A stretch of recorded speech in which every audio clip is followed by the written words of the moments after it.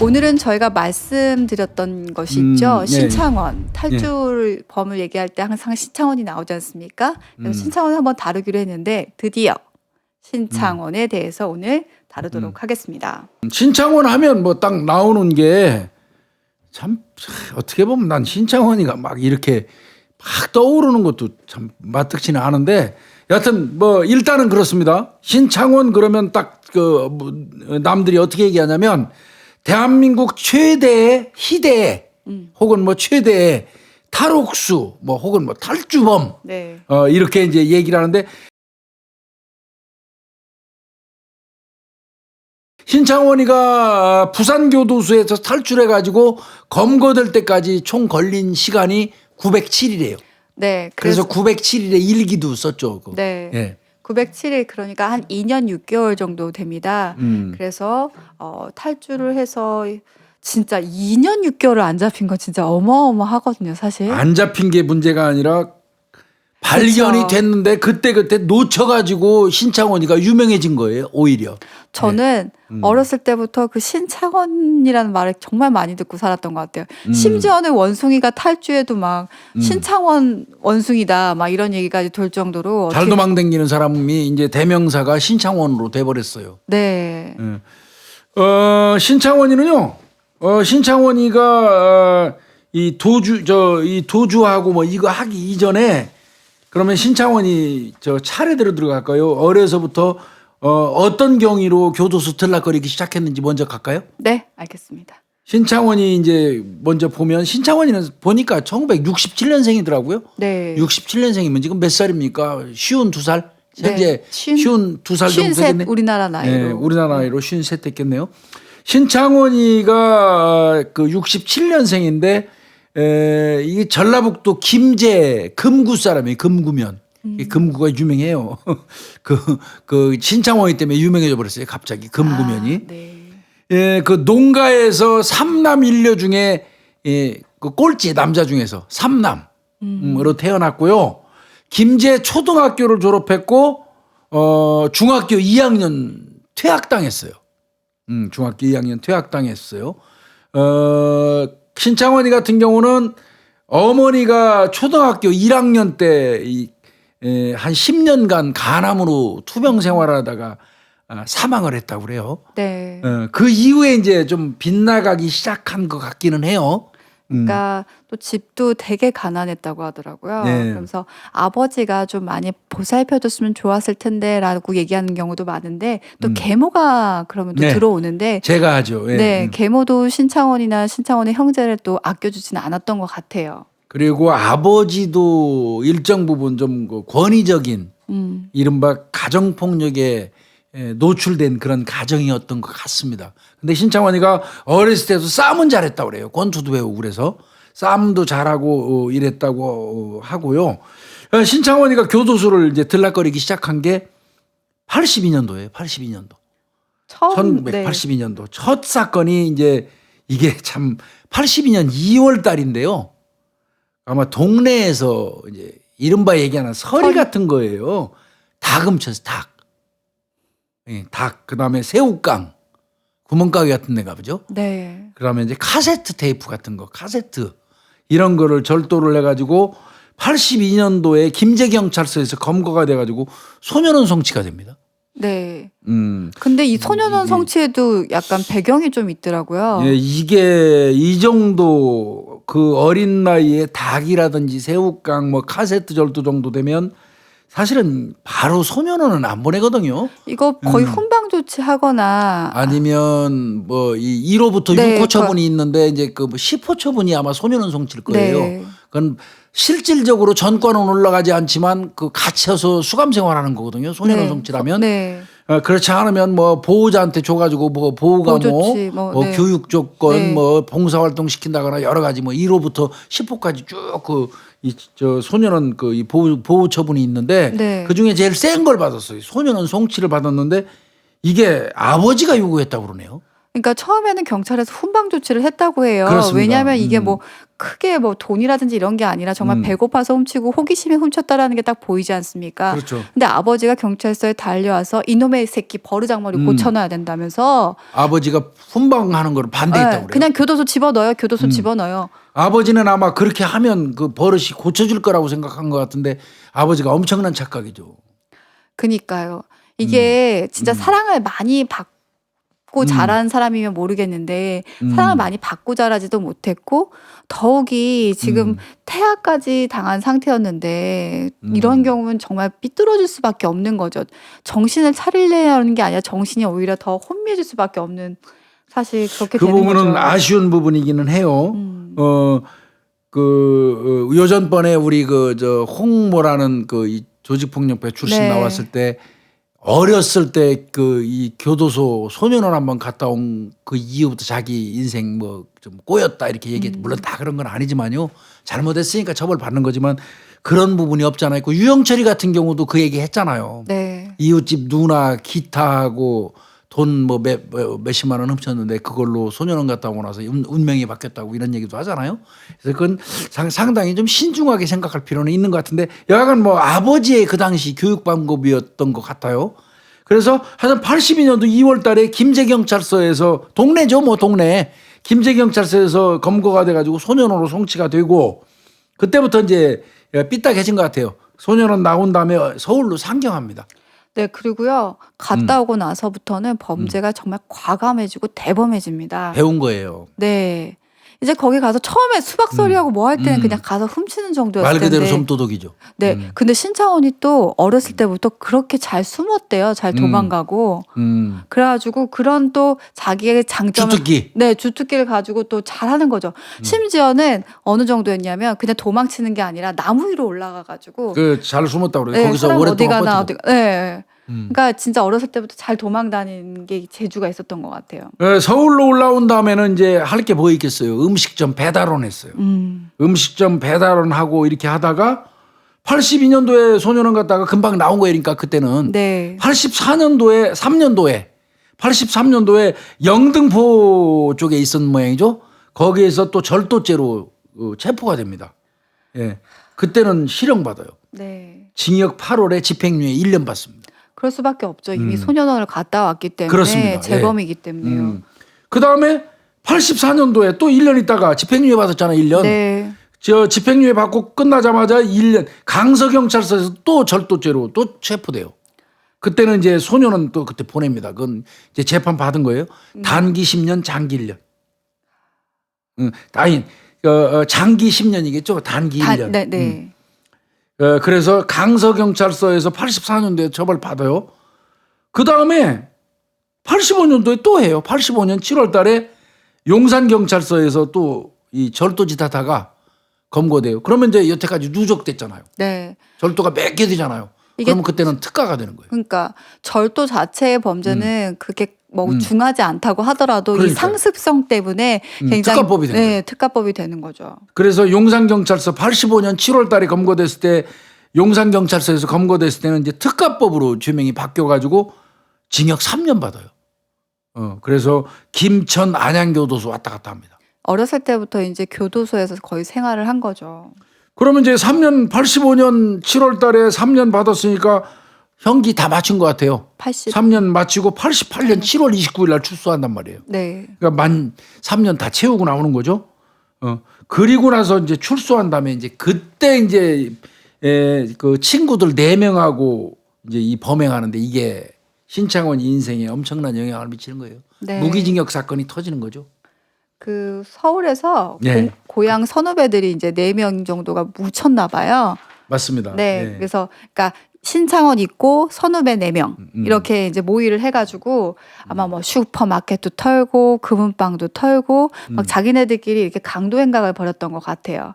그러니까 88년 7월 29일 날 출소했죠. 네. 그리고 이제 그 다음에 이제 그 뭐 잡다한 범죄 했던 거는 그냥 넘어가고 신창원이가 무기징역을 받는 사건이 터지는데 이게 이제 신창원이의 운명을 바꾼 그런 꼴이 되는데 그 범행 날짜는 89년 3월 28일이에요. 네. 그렇게 따지면 7월 29일 날 나왔으니까 8월이라고 치고 9, 10, 11월 6개월. 1, 2, 3, 6개월 만에 89년 3월 28일 날입니다.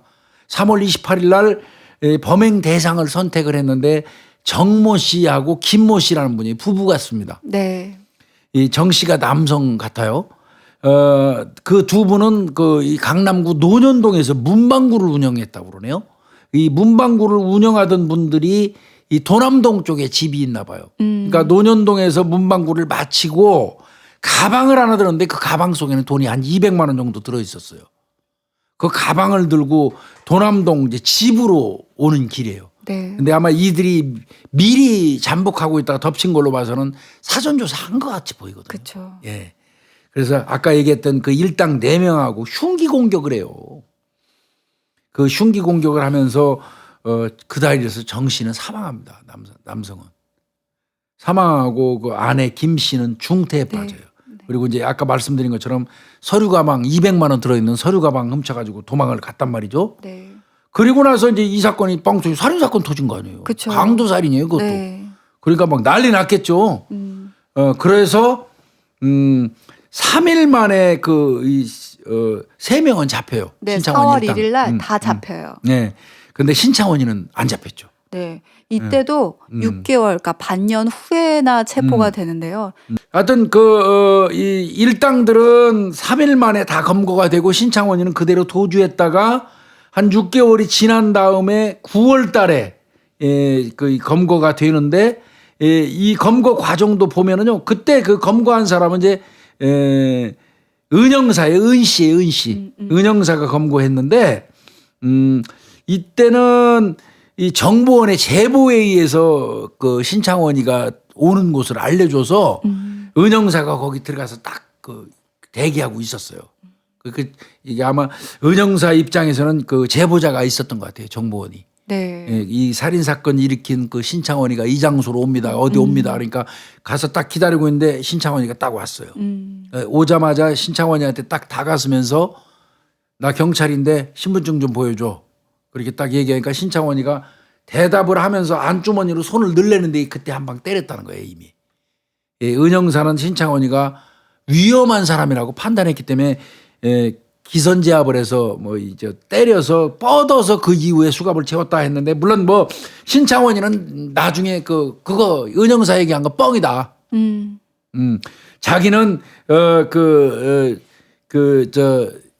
건달들이 여러 명이 와가지고 그것도 588 정량진 쪽에 있는 건달들이 20여 명이 와가지고 자기를 애워싸고 뭐 얘기하는 과정에 뒤에서 갑자기 목 졸라서 잠깐 기절했다 깨어나니까 수갑 차져 있더라. 이렇게 얘기를 하니까 누구 말이 맞는지 모르겠는데 우리는 뭐 은영사 말을 믿는 쪽으로 가죠. 네. 은영사는 하여튼 신분증 이렇게 찾는 척 하면서 손을 집어넣을 때 위험을 느껴서 한 방 깠다.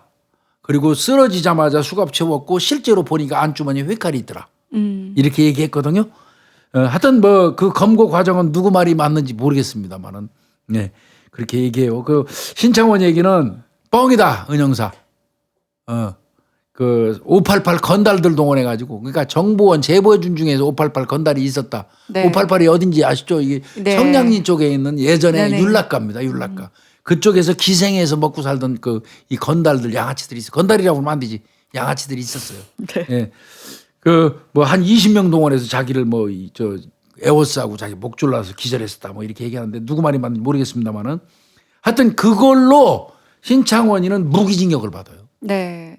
그 사건으로. 왜냐하면 전과가 너무 많았고 또 살인 사건이다 보니까 당연히 이제 무기징역을 받은 거죠. 예. 이때 사실은 주범은 본인은 신창원은 자기가 주범이 아니었고 실제로 자기는 칼을 휘두르지 않았다라고 얘기를 하거든요. 또 주범이 따로 있었다라고 얘기했지만 어쨌든 그 같이 무리에 있었기 때문에 무기징역을 받았고 청송 제2교도소로 맞습니다. 수감이 됩니다. 청송 제2교도소 갔다가 거기에서는 또 모범수 생활했나 봐요. 네. 모범수 생활도 하고 그래서 나름대로는 이제 상당히 호감을 교도관들한테 느끼게 받게 이런 행동을 했던 것 같고요. 청송 2교도소에서 이제 부산 교도소로 간 게 94년도에. 네. 근데 교수님 청송 제2교도소? 제1교도소 그렇게 얘기하는데 네. 지금은 경북 네.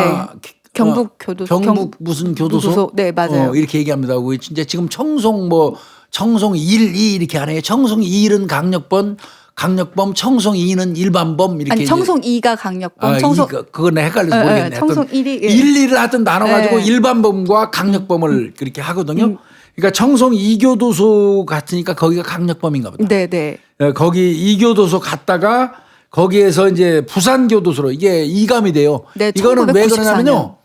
항소하면 이감돼요. 큰 법정에서 그 재판을 받아야 되잖아요. 고등법원에서. 그러다 보니까 보통 약간 큰 강력범이나 항소심을 한 경우는 대구, 뭐 광주 교도소 뭐 이런 데 고등법원이 있는 그쪽 교도소로 가요. 네. 그러다 보니까 이제 청송 2교도소에서 수감 생활을 시작했다가 항소하니까 부산 고등법원에서 재판할 거 아니에요. 네. 그러니까 부산교도소로 간 게 1994년이에요. 그 부산교도소 가가지고는 거기서 그 얘기 나온다니까요.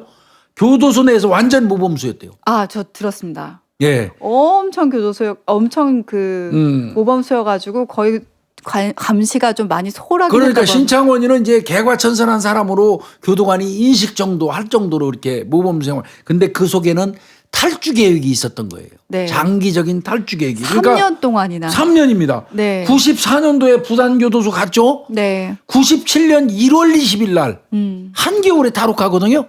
그러니까 94년도에 가서 97년 1월 20일이니까 3년 동안 모범수로 그 생활하면서 교도관들을 신임받고 그렇게 하면서 3년 동안 탈옥을 준비했는데 탈옥 방법이 이거 거의 진짜 영화입니다. 영화. 쇼생크 탈출. 예, 쇼생크 탈출 같은 거예요. 감방에 있는 그 환풍구를 통해서 이제 도망 나오는데 화장실에 있는. 그런데 그러면 그 교도소는 그 화장실에도 쇠창살이 있어요. 네. 그걸 잘라내야지 나오거든요. 그게 그 노동을 하다 보니까 그 작업소에서 쇠톱 조그만 실톱을 하나 갖고 왔나 봐요. 그 조각으로. 네, 그걸로 하루에 20분씩 3개월 동안요. 4개월. 4개월일까? 네. 네. 20분씩 동안 이걸로 써는 거를 네. 4개월 동안 썰어가지고 쇠창살을 2개를 잘랐어요. 네. 그럼 2개를 떼어내면 구멍이 빵 뚫리잖아요. 거기로 나온 거예요. 근데 그 자기 체격으로 못 나가다 보니까 15kg를 또 감량을 그렇죠. 합니다. 그 2개를 뺀다고 하더라도 체격이 크면 못 나오니까 몸무게를 15kg를 줄였다는 거예요. 이 체중 감량, 그 운동을 계속 하면서 네. 그 쇠창살은 지름이 1.5cm라고 그래요. 그러면 한 요 정도 되겠는데 요 정도. 네. 그 굵은 편이에요. 1.5cm면 지름이니까. 근데 이걸 또 쇠창살 나중에 가지고 가가지고 뭘 이렇게 파거든요. 예. 와, 대단해요. 그러니까 그 쇠창살을 잘라내 가지고 화장실에 있는 쇠창살을 잘라내서 이제 그 외벽 그 환기통을 통해 가지고 건물 나가죠. 밖으로 나가는데 아마 2층이었던 것 같아요. 네. 뛰어내린 게 1층이에요, 이제. 네. 1층으로 뛰어내려 와 가지고 아까 조금 전에 말씀하신 것처럼 그 쇠창살 자른 거 있잖아요. 그걸 그냥 또 버리지 않아요. 그걸 가지고 지가 딱 그 감방 청사에서 딱 뛰어내려 가지고 20m 떨어졌어요. 네. 20m 떨어졌는데 거기 신축 공사장이 하나 있는데 그건 교도소 담장 벽하고 붙어 있대요. 네, 이게 교회 신축 공사장이었거든요. 이거를 딱 세울 때부터 탈출 계획에 대한 구체화가 된 거예요. 그렇습니다. 왜냐하면 바로 빠져나갈 수 있다라는 걸 교도소 담장하고 붙여서 세웠나 봐요. 건물을. 그러니까요. 그러면 그 건물로 들어가면 교도소 담장을 타고 넘어갈 수가 있는 거예요. 그러니까 지금 얘가 뛰어내린 건물에서는 한 20m 떨어진 곳이 그 신축 건물이 들어서고 신축 건물은 벽하고 부착돼 있는 상태. 네. 그러니까 20m 떨어진 그쪽 신축 공사장으로 가서 아까 그 잘라낸 그 쇠창살로요. 공사장 담이 쳐져 있을 거 아니에요. 네. 담 밑을 파는 겁니다. 그래가지고 어른 땅인데 그거 그걸 1월달이. 팍 파가지고요. 예. 자기 몸이 작아졌잖아요. 그러니까 그 사이로 이렇게 틈에서 들어가는 거예요. 그러니까 담장이 쳐져 있는 거 밑을 쇠창살로 팠는데 그게 폭 53cm. 네. 그 다음에 깊이 깊이 20cm. 근데 20cm 파가지고 그러니까 그 몸을 얼마나 날렵하게 해놓은 거예요. 그러니까 깊이 20cm, 폭 53cm를 파가지고 담장 밑을 통과해서 신축 공사장으로 들어갔어요. 네. 일단 들어갔으니까 그 안에서 이제 그 뭐 여러 가지 공사도구 있잖아요. 밧줄이 있었대요. 네. 그 밧줄을 이용해서 밧줄을 타고 공사장 펜스를 넘어서 교도소를 흘러 넘어가 버린 거예요. 근데 이게 총 지금 저희가 설명한 게 1시간 반밖에 안 걸린 거예요. 잘라서 맞아요. 나가고. 그러니까 그래서 이제 많은 얘기들이 한 거예요. 혹시라도 동료가 있었지 않을까. 죄수들이 도와준 거 아니냐. 아니면은 뭐 교도관이 묵인해 준 거 아니야. 네, 막 이런 얘기들이 되게 많이 있었는데 실제로 증명된 건 하나도 없었다고 하더라고요. 그리고 신창원도 본인이 그냥 단독 범행이었다고 얘기를 했다고 하더라고요. 그래서 이제 신창원이 나왔잖아요. 담 밖으로. 네. 나온 다음에 거기서 달린 거예요. 달려가지고 약 한 500m 떨어져 있는 화해 농가가 있어요. 화해 농가에 침입을 해가지고 거기서 환복합니다. 옷을 갈아입어요. 훔쳤겠죠. 죄수복을 갈아입은 다음에 또 자전거 훔쳐요. 네. 그 자전거 타고 구포 사거리까지 5km, 4km에서 5km 정도 달린 거예요. 자전거 타고. 그 다음에 거기에 도착해서 자전거 버리고 택시 타고 서울로 올라와 버린 거예요. 저는 이때 택시비가 어디서 났을까라는 생각을 또 하게 되더라고요. 이것도 절대 그것도 미리 준비했겠죠. 징역 생활하면서도 돈은 그쵸. 있을 수 있어요. 뭐 여러 가지. 그리고 내가 볼 때는 화해농가라든지 이런 데 침입해서 돈 훔쳤을 수도 있고요. 그래서 결국은 완전 범죄죠. 네. 완전 탈주를 해가지고 서울로 진입을 한 거죠. 네. 이게 나중에 얘기하는데 2년 6개월 동안 4만 킬로 정도의 거리를 도주했다라고 맞습니다. 2년 6개월 동안 4만여 킬로를 이제 도주 행각을 벌이는데요. 그때 나는 이거 기억이 많이 나거든요. 정말 그때 어떤 면에서 보면 관내에서 우리 관내는 제발 좀 신창원이 오지 말라고 기도하는 사람도 많았어요. 신창원이가 지나가면 못 잡았다 해가지고 바로 그 서장 수사과장, 형사과장 아니면 거기 지나간 못 잡은 파출소, 관할 파출소장 이런 사람들 전부 다 집에 갔어요. 저는 네. 교수님 제가 경찰 생활할 때 저희 선배들이 다 하시는 말씀. 야, 나 신창원을 얼마나 쫓아다녔는지 아니? 내가 얼마나 신창원을 또 수사를 했는지 아니? 모든 선배님들 입에서 다 신창원이 다 나와요. 뻥이고요. 신창원이를 직접 수사한 사람들은 다 따로 정해져 있고요. 네. 신창원 전국에 있는 모든 경찰서에 신창원 검거 전담반은 다 편성됐고, 그거는 우리 동네에 나타나면 저 검거 전담반에서 효율적으로 대처하라고 전담반을 만들어 놓은 거예요. 근데 다 형사예요. 뭐 그러니까 뭐 지들이 신창원이 쫓았다는 건 다 뻥이고 개뻥입니다. 개뻥. 뻥도. 신창원이가 나타날까봐 조마조마했었을 거예요. 오직하면 신창원이가 이 경찰 인사이동을 시켜주는 그 인사권자라고 그랬어요. 경찰청장 같이. 네. 예. 뭐 그때요. 신창원이 관련돼 갖고 유언비어도 엄청 많았어요. 뭐 98년도에 경찰 총 맞고 병원에 입원했다는 허위 기사도 나타나고, 광주 용봉동에 나타났다. 구로구 독산동 다방에 나타났다. 전라북도 익산 중앙동에 나타났다. 뭐 대구의 무슨 관제소에 나타났다. 뭐 무슨 이 엄청나게 이런 이 제보가 많았고요. 목격자도 엄청나게 많았고 허위 장난 전화도 수도 없이 많았어요. 제가 정확하게 기억은 안 나는데 관심 있을 때가 아니잖아요. 이런 게. 근데 맨날 뉴스에 신창원은 맞아요. 막 신창원. 이렇게 뉴스 보도 하도 많이 나서 그때 이름 엄청 많이 들었던 걸로 기억이 나는데 이게 맞는 건지 모르겠는데 교수님 이때 신창원 검거 실패로 징계받은 경찰만 29명에 총경이 10명 이상이라고 하는데 넘어. 진짜? 사실은 더 넘어요. 그거는 징계고 그냥 직위해제 됐다가 슬그머니 복직된 사람들까지 따지면 그보다 훨씬 많을 겁니다. 진짜 인사이동을 결정을 했네요. 그렇죠. 오직하면 신창원이가 경찰청장이라고 그랬어요. 그 경찰들의 인사이동. 신창원이가 지나가면 우수수 발령나니까. 오직하면 그런 얘기가 나왔는데, 신창원이는 도주 중에 주로 이놈이 할 일이 뭐 있겠어요. 도둑놈이잖아요. 절도 빈집털이 했어요. 네. 그리고 이놈이 차도 훔쳐요. 그래서 그러니까요. 훔친 차를 이용해 가지고 돌아다니니까 재필트 하면서 안 잡혔던 건데, 그 경우가 한 6번 정도 되거든요. 잡힐만 하다가 안 잡힌 케이스가. 근데 이게 그 당시 맹점이 뭔 줄 알아요? 훔친 차가요, 수배가 되면 6개월 만에 삭제돼요. 그러니까 신창원이가 차 훔쳐서 6개월만 제대로 효율적으로 도망다니면 그 다음에 차 번호는 드러나지 않거든요. 수배가 안 돼요. 풀리거든요. 그것도 알고 그런 있었겠네요. 것까지 신창원이는 알고 있었어요. 근데 실제로 지금은 이제 안 그렇습니다. 도망 다니면서 5억 4천만 원 정도를 훔쳤대요. 예, 맞습니다. 그거보다 더 많다는 얘기도 있어요. 뭐 네. 9억 7천. 뭐 이따가 까먹을까 말씀드리는데, 실제로 신창원이가 숨겨놓은 돈이 밖에 많을 거라고 생각해서 신창원이한테 들러붙으려고 했던 사람들도 꽤 많다는 거예요. 숨겨놓은 돈이 많다는 소문이 있어가지고 그건 아직 밝혀지지 않은 거고요. 하여튼 그때 경찰이 총 동원한 인력이 97만 명이에요. 맞아요. 전국 6개 지방경찰청에 수사본부 다 설치됐었고요. 예. 이게 근데 이제 이 신창원이가 유독 자주 출몰하던 데가 어딘 줄 아세요? 천안. 맞아요. 천안이에요. 유독 천안 쪽에 이게 그 신창원이가 이 많이 출몰하는 바람에 천안에 사시는 분들은 굉장히 불안한 삶을 살았어요. 천안 시내는 아주 거의 총비상 네. 무슨 전시를 방불케 할 정도로 그렇게 했었고요. 아까 말씀하신 것처럼 29명 근데 총경급 이상만 10명이 넘고 그러니까 그거보다 훨씬 많다고 그랬잖아요. 뭐 신창원에 그래서 현상금도 많이 화제가 됐었잖아요. 예. 근데 현상금이 그때까지만 해도 그렇게 크지 않았는데 500, 300 네. 뭐 이 정도였는데 나중에 신창원이는 5천만 원까지 올라가요. 이거 진짜 엄청 큰 최대로 금액이라서. 큰 걸 겁니다. 이 기록을 깬 거는 이제 나중에 뭐 기회가 있을지 모르겠는데 울산에서 일어난 봉대산 불다람쥐 사건이 있어요. 네. 불을 너무 많이 질러가지고 그 사람이 이제 현상금 3억 걸리는 게 있어요.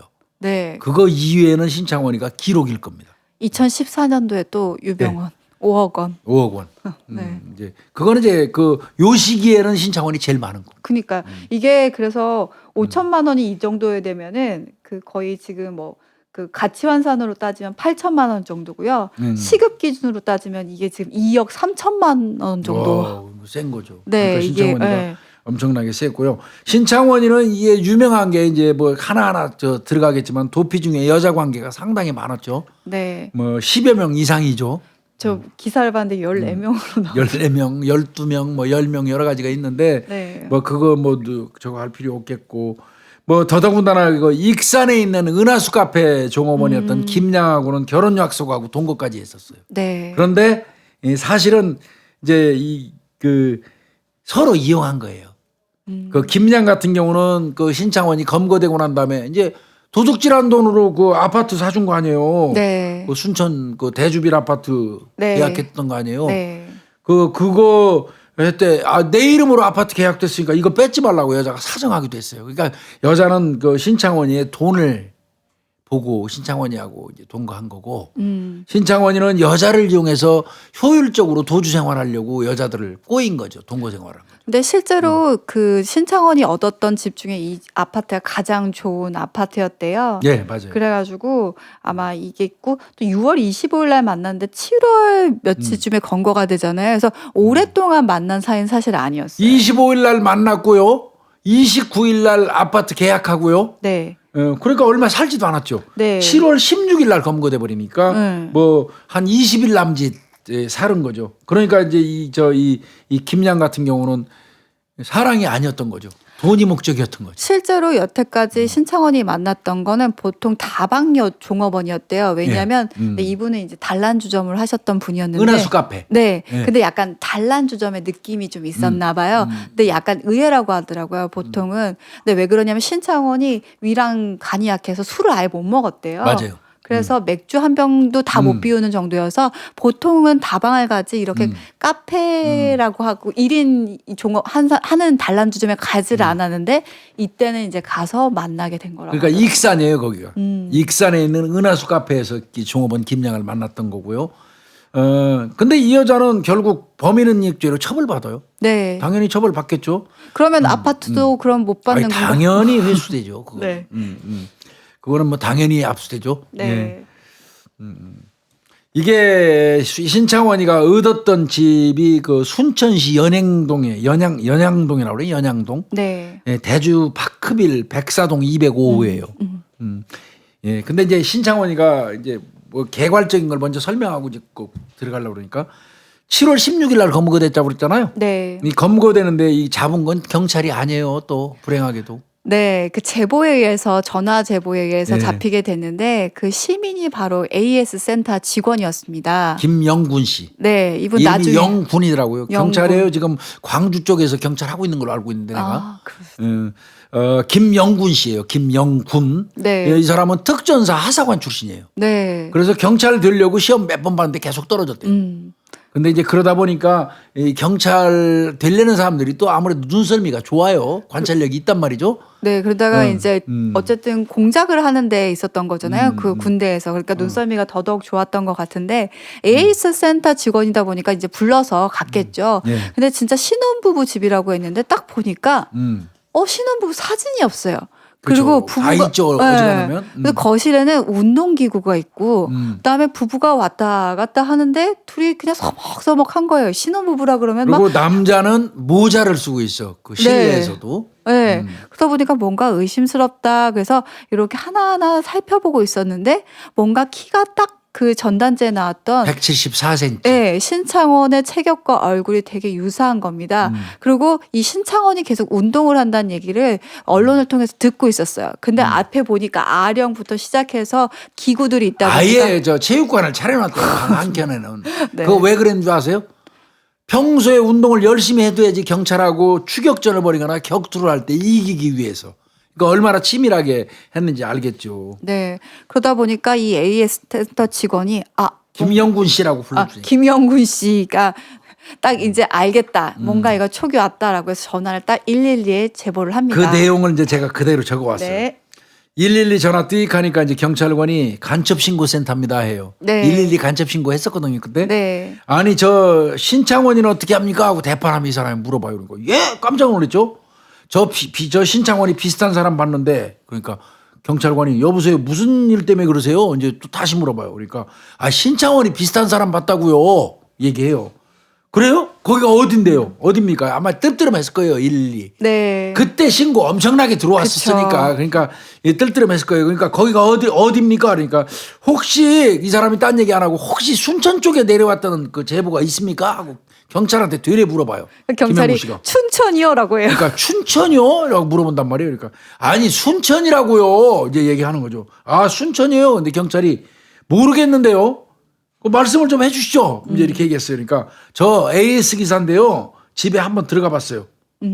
그러니까 경찰이 거기 어딘데요? 또 물어봅니다. 네. 그러니까 다 바로 얘기해요. 전남 순천 금당 대주 아파트입니다. 이렇게 얘기해요. 네.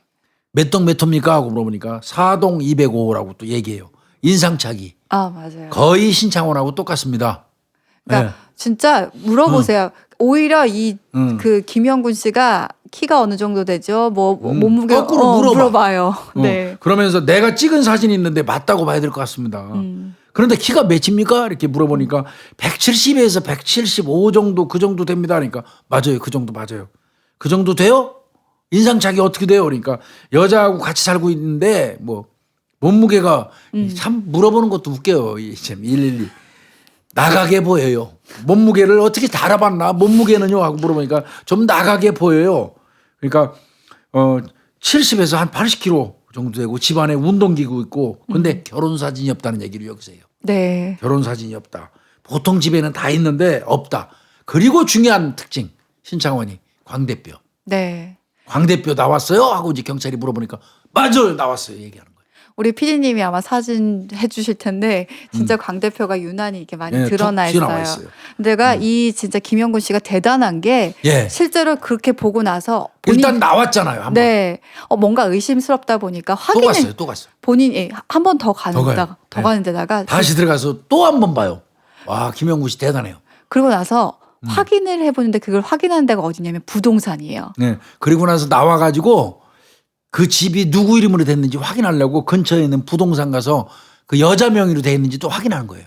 그런데다가 입주 날짜가 그러니까 계약하자마자 바로 입주한 걸 알고 나서 이거 신창원이 맞구나라고 생각한 거예요. 맞습니다. 보통 입주를 하게 되면은 텀을 좀 두고 하잖아요. 그렇죠. 근데 계약하자마자 바로 입주했다. 이건 뭔가 냄새가 난다라고 확정이 딱 든 거죠. 그러니까 부부 아니라는 것도 직감했고요. 네. 신창원이가 실내에서 모자 쓰고 있는 것도 좀 이상했고. 그다음에 이제 그러니까 신고하고 이제 협조까지 해요. 이분은 신창원이 잡을 때 다시 경찰을 하고 들어갈 때요. 그 집에 도구 찾으러 왔다고 놓고 나왔다고. 그러면서 경찰 데리고 들어가서 검거하거든요. 그러니까 이분은 당연히 경찰 그 황용식이처럼 동백꽃 필무렵 용식이처럼 특채가 돼버리는 지금 거예요. 이거 PPL입니다, 교수님. 네. 근데 이게 끝났잖아. 그거. 근데 동백꽃 필무렵은 그게 특채감은 아니었던 것 같아. 근데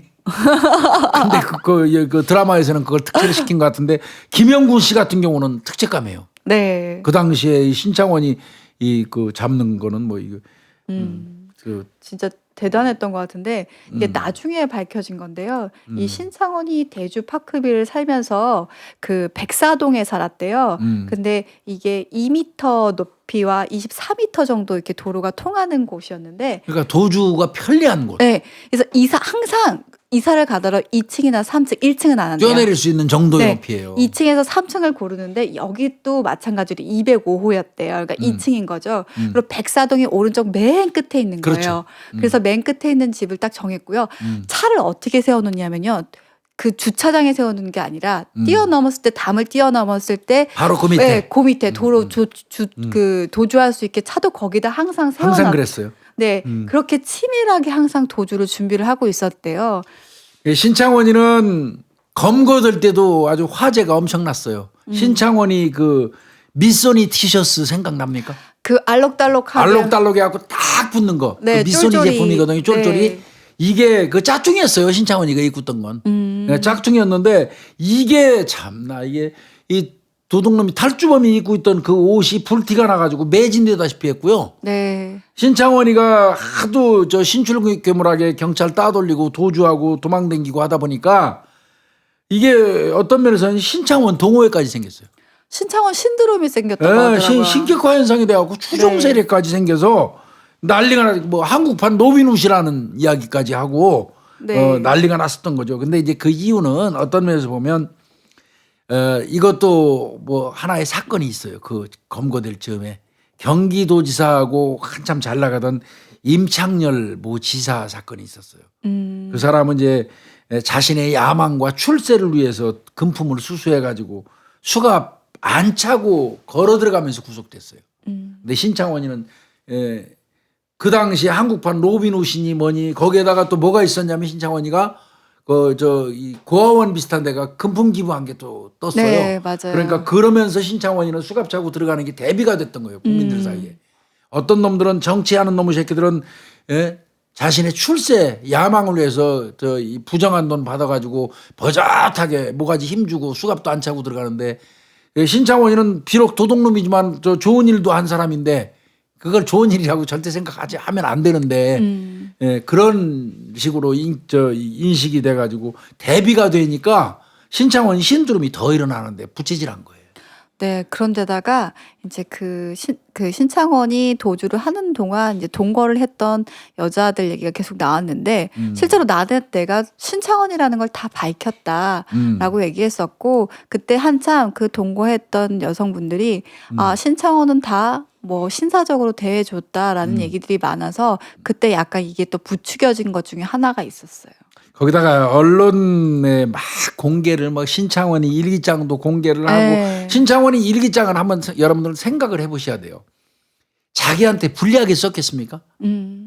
아까도 제가 검거 과정도 뭐 건달들이 잡았다 경찰한테 잡힌 거 아닌다 뭐 이런 식으로 자기가 얘기했듯이 일기장에 보면은 막 그 교도 행정에 대해서 아주 격렬히 비판하는 내용도 쓰고 경찰관이 자기 못 잡는 걸 비웃으면서 뭐 이런 내용도 쓰고 학교 교육의 문제점도 쓰면서 그때 뭐 그 5학년 때 초등학교 담임선생이 돈 없으면 학교 오지 말라고 그랬다고 해서 그때부터 자기는 희망을 잃었다 뭐 이런 얘기 그러면서 학교 교육의 문제도 얘기하고 네. 언론도 손 엉터리로 보도한다 뭐 이런 문제점 같은 것들을 그 일기장에 쓰고 막 하는데 그거를 언론에서 여과 없이 막 보도를 해버리니까 신창원이가 갑자기 위인 정도로 신격화된 거예요. 네, 그래서 나중에 신창원이 생각보다 똑똑하다, 글을 잘 쓴다라는 얘기가 나왔었는데 기자가 아마 물어봤나 봐요. 그 일기는 어떻게 쓰게 된 거냐 했더니 탈주를 하는 동안 사실 자기는 언제 죽을지 모른다라는 생각을 계속 했었대요. 그래서 유서 형식으로 항상 자기가 죽는다라는 걸 생각하고 쓰다 보니까 그 글들이 좀 많이 자기도 글빨이 늘었다고 얘기를 하긴 하더라고요. 네. 자, 이제 그 신창원이 이제 그 탈옥 후에 도피 일지를 한번 설명을 드려야 될 것 같아요. 자, 탈옥해서 도피한 이제 일지 이게 이제 이 과정이 이제 아마 우리 시청자분들도 상당히 저는 아예 모르는 정보예요. 이건 교수님만 아는 정보예요. 도피 일지가 있는데 자, 97년 1월 20일 날 부산교도소 탈출했죠. 네. 그 다음에 이제 그 탈출하니까 3일 만에 법무부에서 현상금 500만 원 걸어요. 네. 애초부터 많이 걸었어요. 그 당시에 치고는. 그 다음에 97년 4월 달에 이제 검거할 수 있는 기회가 있는데 놓치게 되는 거예요. 여기서부터 시작이 이게 문제예요. 97년 4월이니까 이 탈주하고 나서 3개월 만에 어디로 갔겠습니까? 고향으로 가는 건 지극히 당연해요. 김제로. 네. 저는 그게 굉장히 아쉬운 거예요. 제일 처음에 갔을 만한 탈주했으면 분명히 집에 갈 거예요. 그러면 김제 쪽에 들어가는 쪽에 검문이 집중됐어야 돼요, 경찰이. 진짜로 3개월 만에 1월 20일 날 탈주해서 4월 달에 김제로 갑니다. 김제로 가가지고 훔친 차로 그 택시하고 추돌 사고가 일어나요. 그 추돌 사고가 일어났으니까 추돌 사고 나면 경찰 나올 거 아니에요. 네. 그럼 경찰이 나와서 자 면허증 제시하세요. 면허증 볼 거 아니에요. 네. 그때 훔친 면허증을 신창환이가 냈어요. 맞아요. 근데 경찰이 면허증만 보고 그 면허증을 낸 신창환이 얼굴을 안 봤나 봐요. 그냥 기가 찬 일이에요. 네. 거기서 1차 놓쳤습니다. 그때 김제에서 그 교통사고 났을 때 교통순경이 면허증하고 신창원이 얼굴만 제대로. 그래서 원래는 저는 그거 경찰학교에서도 가르쳤지만 신분증을 경찰이 검문해서 볼 때는요. 그 사람이 제시하면 이렇게 보는 게 아니에요. 경찰은. 반드시 이렇게 보는 겁니다. 얼굴과 마주 보는 거예요. 이거는 습관을 들여야 돼요. 맞아요. 헌병들도 그렇게 해요. 이렇게. 얼굴을 보면서 그 사람이 신분증을 제시하면 이렇게 놓고 얼굴을 보는 겁니다. 근데 그 교통경찰관은 이렇게 본 것 같아요. 그러니까 신창원이 못 본 거예요. 잡을 수 있는 기회를 97년 4월 달 탈주 3개월 만에 잡을 수 있는 기회를 놓치고 그때부터 이제 경찰사의 슬픈 역사가 시작되는 거예요. 예. 네. 자, 4월 달에 한번 놓쳤죠? 네. 자, 4개월이 됐어요. 97년 8월 8일이에요. 네. 여기에서 이제 이 신창원이가 차가 필요했어요. 또 서초동에 있는 사모 아파트가 하고 뉴그랜저를 하나 훔쳐요. 네.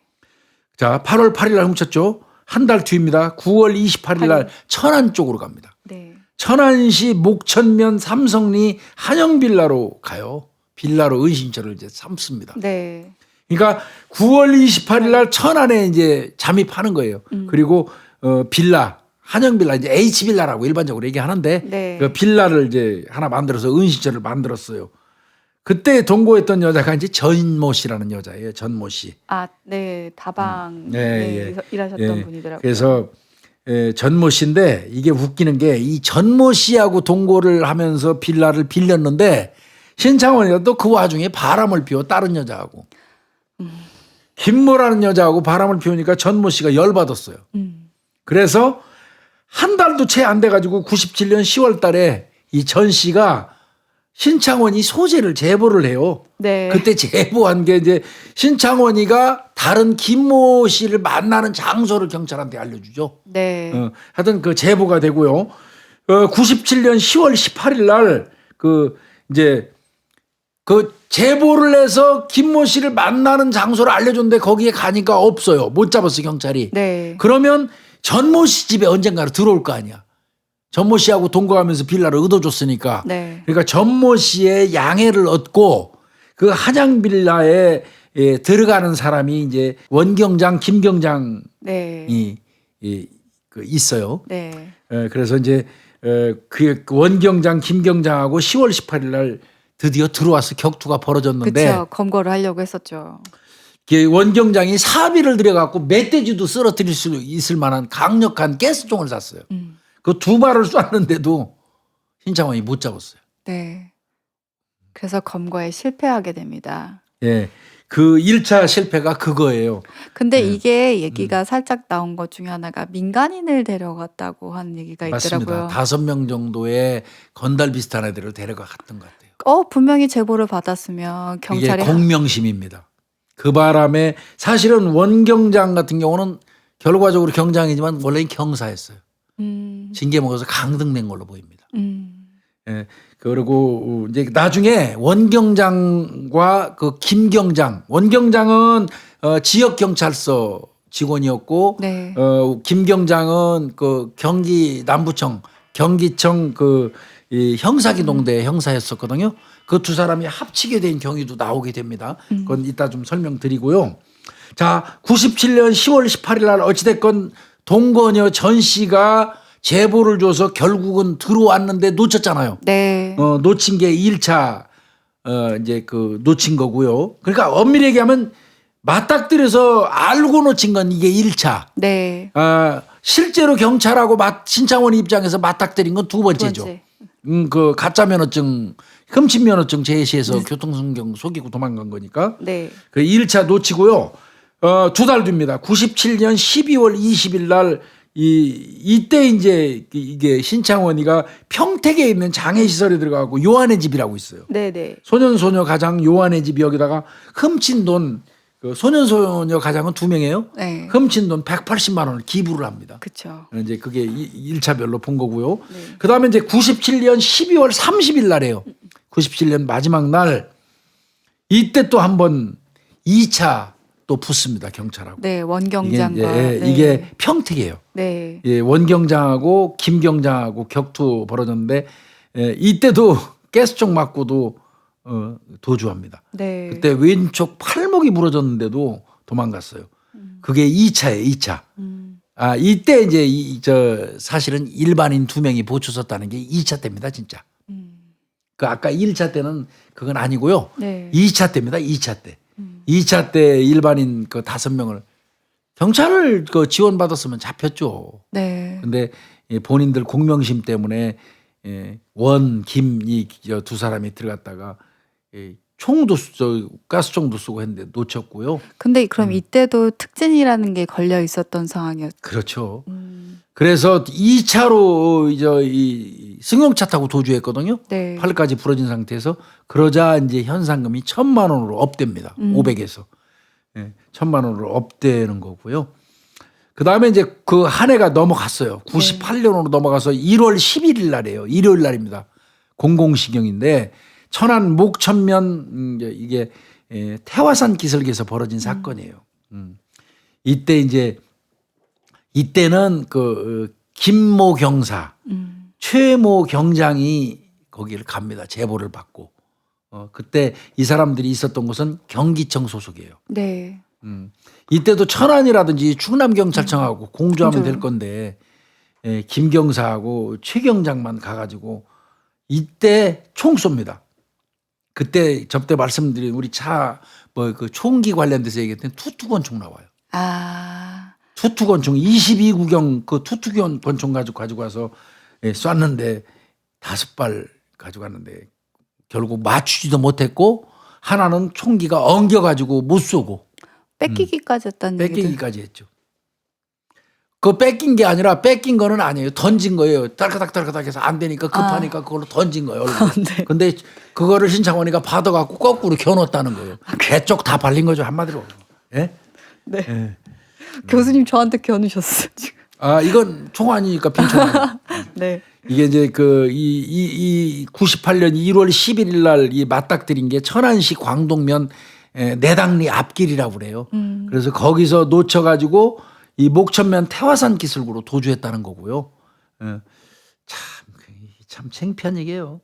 그래서 그 김경사하고 최 경장은 정직 3개월 받습니다.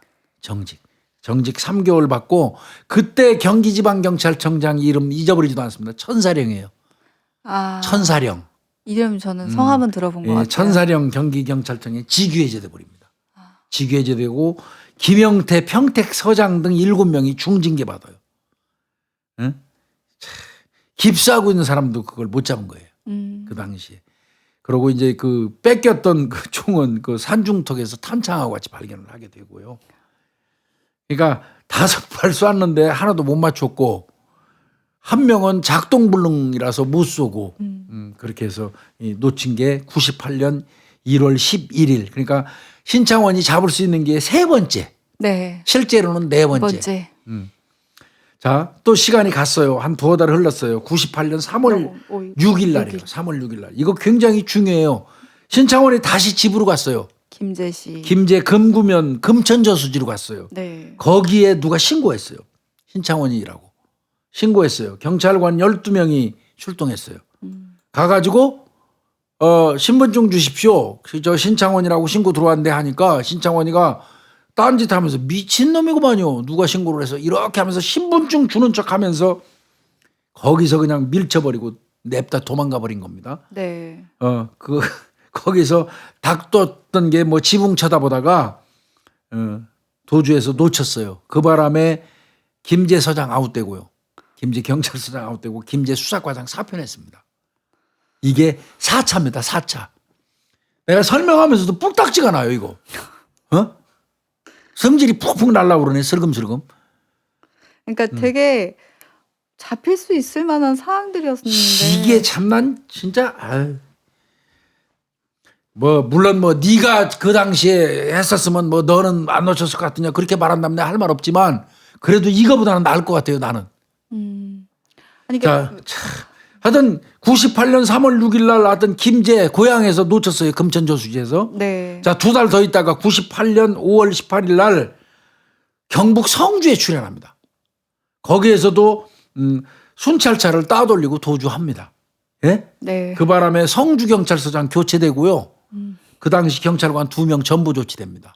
그러니까 말 나오잖아요. 신창원이가 간 곳은 발령난다니까요. 거기에 있는 경찰서장들.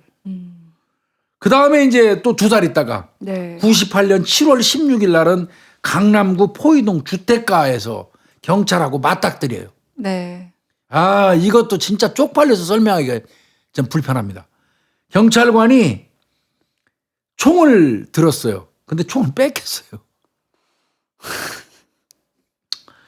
총을 뺏겼다가 겨우 총만 다시 회수했어요. 그러니까 신창원이 잡는 거는 신경도 안 쓰고 총 안 뺏긴 것만 해도 다행이라고 생각해서 신창원이가 도망간 쪽보다 신창원이하고 도망간 쪽 반대편 쪽으로 아이고 다행이다 하고 가는 게 있었다는 거를 어떤 목격자가 얘기를 했어요. 그때 신창원이한테 귀하고 팔을 물어뜯기는 바람에 그 신창원이를 이렇게 목을 헤드록이라고 그러죠. 목을 감고 있었는데도 불구하고 놓쳤다는 거예요. 그 바람에 그 당시 거기 강남구 쪽에 있던 그 수서 경찰서장 또 전부 조치되고요. 그때 김광식 씨가 서울지방경찰청장 했어요. 그 사람도 경고 먹었습니다. 이게 무슨 그래 이거를 보면서 대한민국 경찰관들이 벌써 몇 번째입니까? 맞닥뜨려서 뺏기고 심지어는 총 뺏기고 총을 몇 번이나 2번이나 뺏겼잖아. 2번이나. 사실 이 자료요 교수님이나 가지고 계신 건데 창피스러워서 내가 진짜 이거 얘기 안 하려고 했는데 이건 뭐 어차피 해야 될 입장이라 내가 하는 거예요. 그러니까 진짜 얘기하신다는 게 대단하신 것 같아요. 이게 너 이제 이건 뭐 알고는 넘어가야 되니까요. 자, 7월 16일 날 그 포이동에서 놓치는 바람에 이제 박살났잖아요. 네. 그러니까 7월 20일 날 5일 뒤에는 현상금이 그때 5천만 원으로 올라갑니다. 네. 1,000만 원에서 5천만 원으로 올라갔어요. 그게 7월 21일이에요. 네. 그 다음에 한 해가 넘어갔어요. 99년 6월 1일 날에요. 충남 천안에서 다방 주인의 신고가 있었어요. 네, 있었습니다. 신창원이 거기 들어간 또 이제 동거할 여자 물색하러 들어갔겠죠. 경찰이 그 출동했는데 어떻게 했는지 모르지만 거기서 또 놓칩니다. 네. 도주합니다. 네. 그리고 또 한 달 있다가 99년 7월 16일 날 오후 5시 반이에요. 이때 이제 겨우 이제 아까 김영군 씨의 도움으로 순천경찰서 직원들이 검거하는데 이때는 그 이제 그동안 놓친 거를 교훈 삼아서 순천경찰서에서 50명이 나왔어요. 네. 경찰서 형사들하고 기동 타격대까지 동원돼 갖고 50명이 가가지고 그 아파트를 2겹으로 에워쌌습니다. 네. 2겹으로 에워싸고 이제 베란다조가 먼저 뛰어들어갔어요. 열려있는 창문을 통해서 먼저 뛰어들어가고 얼른 이제 들어가서 현관문 열어주니까 현관문 앞에 있던 이 총 들은 경찰관들이 있잖아요. 문 앞에 대기하고 있다가 바로 경찰관들 11명이 뛰어들어간 거예요. 그래서 신창원이한테 꼼짝마 손들어. 그러니까 신창원이 뭐 거기서는 방법이 없겠죠. 순순히 포기하고 검거가 된 건데 그냥 본인 그게 907일 만입니다. 네. 실제로 이때 막 반항하거나 그럴 줄 알았는데 확인하려고 문신을 이렇게 보려고 했나 봐요. 그랬더니 신창원이 나 그냥 신창원 맞다. 더 이상 지치기도 했을 거예요. 네. 이때 실제로 몸이 굉장히 많이 안 좋아졌다고 하고 진짜 그 검거되는 그 아파트에서 보니까 보약 같은 거라든지 엄청 먹었죠. 네. 그리고 이 아파트를 구입한 것도 실제로 이제 좀 장기적으로 그 거기서 이제 살려고 했었던 것도 있더라고요. 이게 신창원이가 도피 생활하면서 907일 동안 도피 생활하면서 경찰이 밝힌 게 108건이에요. 강절도가. 강도절도가 108건. 그래서 아까 우리 그 김윤희 프로파일러 5억 얘기했잖아요. 네. 9억 8천으로 추정합니다. 9억 8천. 그리고 이제 다방 유흥업소 종사자들을 유혹해가지고 동거 장소로 삼아서 은신처로 이렇게 했던 거고요. 이렇게 했던 이유는 이제 이 동거녀의 도움을 받아갖고 도피를 편하게 하기 위해서. 그 신창원이는요 안 걸린 이유가 몇 가지가 있는데 첫 번째가요 동거녀를 이용했으니까 잘 안 걸린 거예요. 네. 여연집 그 부부간 행세에 한 거 아니에요. 두 번째는 외출할 때 안경하고 가발을 반드시 썼대요. 네, 그것도 많이 나왔었어요. 많이 나왔죠. 외출할 때 안경하고 가발 반드시 쓰고 식당에를 가면 아까 우리 그 김윤희 프로파일러가 한번 설명한 것처럼 아파트 선정할 때도 그랬잖아요. 네. 식당 가면 항상 창가를 선호했대요. 창가에 앉아 있다가 경찰이나 누가 오는 거를 확인하려고. 그 다음에 어디를 가도 도주로는 먼저 파악을 했다는 거예요. 아파트도 그렇고 뭐 식당에를 가도 그렇고. 그 다음에 하나 아까 말씀하신 거 평소에 헬스 기구 갖다 놓고 운동을 열심히 했다는 거예요. 그러니까 정당교도 맨날 4km씩 매일 쪘다 그러거든요. 그러니까 이 범인들은 도주라든지 그 격투전에 대한 대비를 다 하는 것 같아요. 이제 그리고 자세히 또 설명하겠지만 이제 최종적으로 2011년 8월 18일 날 이제 검거는 99년 7월 16일 날 됐잖아요. 그리고 이제 수감됐어요. 얘가 받은 게 22년 6월을 추가로 더 받았어요. 네. 추가법을 22년 6월 무기 받은 놈이 22년 6월 더 받아봤자 뭐 의미도 없지만요. 그러니까 이제 신창원이는 세상 밖으로 나올 확률은 없어요. 네. 22년 6월을 받고 99년 7월 16일 날 이제 검거됐고요.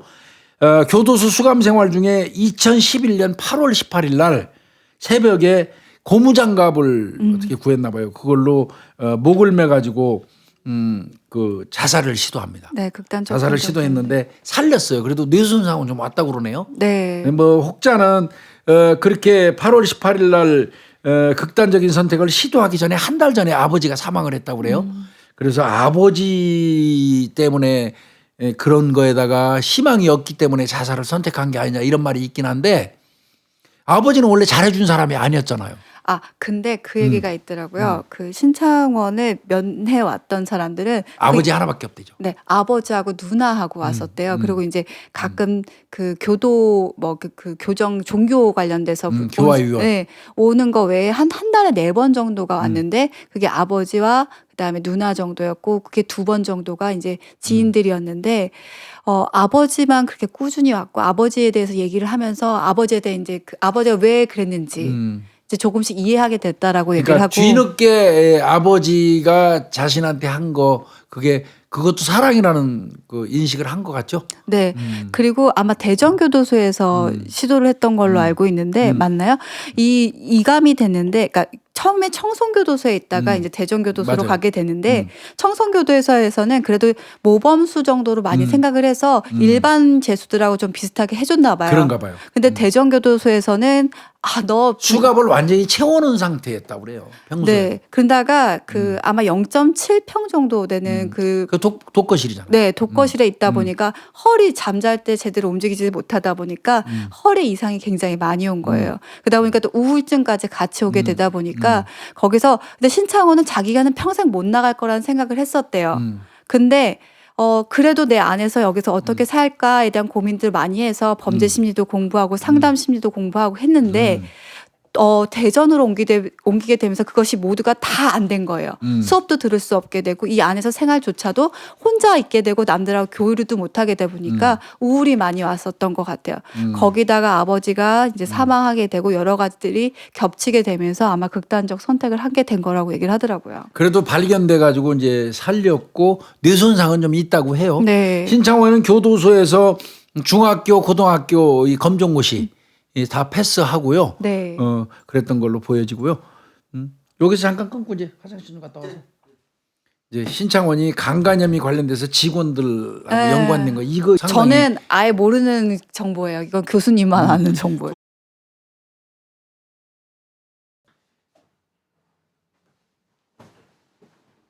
게요? 네. 신창원이 그 한 15개 제목으로 나중에 그 맞아요. 네. 그 실제로 그 재판을 다시 받은 거죠, 사실. 맞습니다. 기소가 된 예. 거죠. 그렇죠. 네. 특수도주죄가 또 더 들어가고 그다음에 아까 말씀드린 것처럼 9억 8천 상당의 저 강절도를 했잖아요. 네. 그러니까 100몇 건 아닙니까? 그래서 제가 108건. 알기로는 뭐 강절도 근데 또 특이한 게 강간도 있었어요. 강간도 있었고 근데 이제 신창원이는 끝까지 강간 안 했다고 부인하거든요. 그럼에도 불구하고 이제 뭐 인정은 된 걸로 신창원이 강간 관련돼서 아마 그 무죄 났을 거예요. 네, 무죄 그 부분은, 판결이 났습니다. 그 부분은 내가 확인 제대로 못했는데, 근데 신창원이가 강간 그거만 있는 게 아니고 그 신창원이 강간은 나중에 내가 알기에는 무죄 난 걸로 무죄 맞습니다. 네. 맞고요. 네. 오히려 신창원이 일기장에 신창원이의 동거녀, 네. 천안 쪽에 있는 그 H빌라 그곳에 있던 이 동거녀를 그 잠복 근무하던 김경장이 강간했다고 일기장에 썼어요. 네. 신창원이가 그 바람에 이게 발칵 뒤집혔어요. 경찰이 여자 혼자 있는 집에 가서 잠복 근무하면서 이 신창원이의 동거녀를 강간했다. 이게 진짜 말이 엄청 난리였어요. 그때 네. 이것 때문에 난리 났어요. 그래서 신창원이도 강도죄로 같이 기소도 됐지만 김경장도 같이 강간죄로 기소가 됩니다. 네. 근데 이제 그 당시에는 아셔야 될 게 있어요. 중요한 거는 그때는 친고죄가 적용될 때예요. 네. 강간죄는 고소하지 않으면 처벌하지 않습니다. 네. 그러니까 신창원이 강간죄가 재판에 회부된 거는 신창원이한테 강간을 당했다는 여성이 있었고 처벌을 요구하는 고소장이 제출됐기 때문에 재판에 회부된 거고 네. 김경장 같은 경우는 김경장한테 강간을 당했다는 그 여성이 고소는 하지 않았어요. 네. 근데 신창원의 일기장에서 그 얘기가 네. 있었던 거죠. 네. 자, 이제 그 원경장 뭐 경사했는데 강등됐다고 하는 원경장하고 그 김경장이 각각 다른 경찰서인데도 불구하고 만나게 됐는데 일단 먼저 이제 설명을 좀 드리면 아마 이 제보를 꾸준히 받는 사람은 원경장이었던 것 같아요. 원경장은 그 당시에 일선 그냥 그 경찰서 그 조사계에 근무했어요. 네. 그런데 본인이 그 제보를 받으니까 이거는 혼자서 신창원이 잡기는 어려울 것 같고 이거를 좀 누구한테 보고를 해서 검거를 하면 내가 특진될 수 있겠다 생각했나 봐요. 그래서 원경장이 그 본인이 모시고 있던 상사가 경기지방경찰청에 아마 감찰 쪽에 있었나 봐요. 감찰계장 정도 됐나 보죠. 네. 그 사람한테 얘기를 했어요. 원경장이. 신창원이가 지금 어디 천안에 숨어 있는 거 얘기하는 거겠죠. 얘기를 하니까 그 감찰계장이 또 감찰계통은 검거 활동은 안 하잖아요. 네. 자기 아마 동기나 친한 사람이겠죠. 경기청 내에 있는 형사기동대장한테 데리고 왔어요. 원경장을. 그 원경장이 가서 그 형사기동대장 앞에서 쫙 얘기를 하는 거죠. 이렇고 이렇다니까. 그러니까 그래?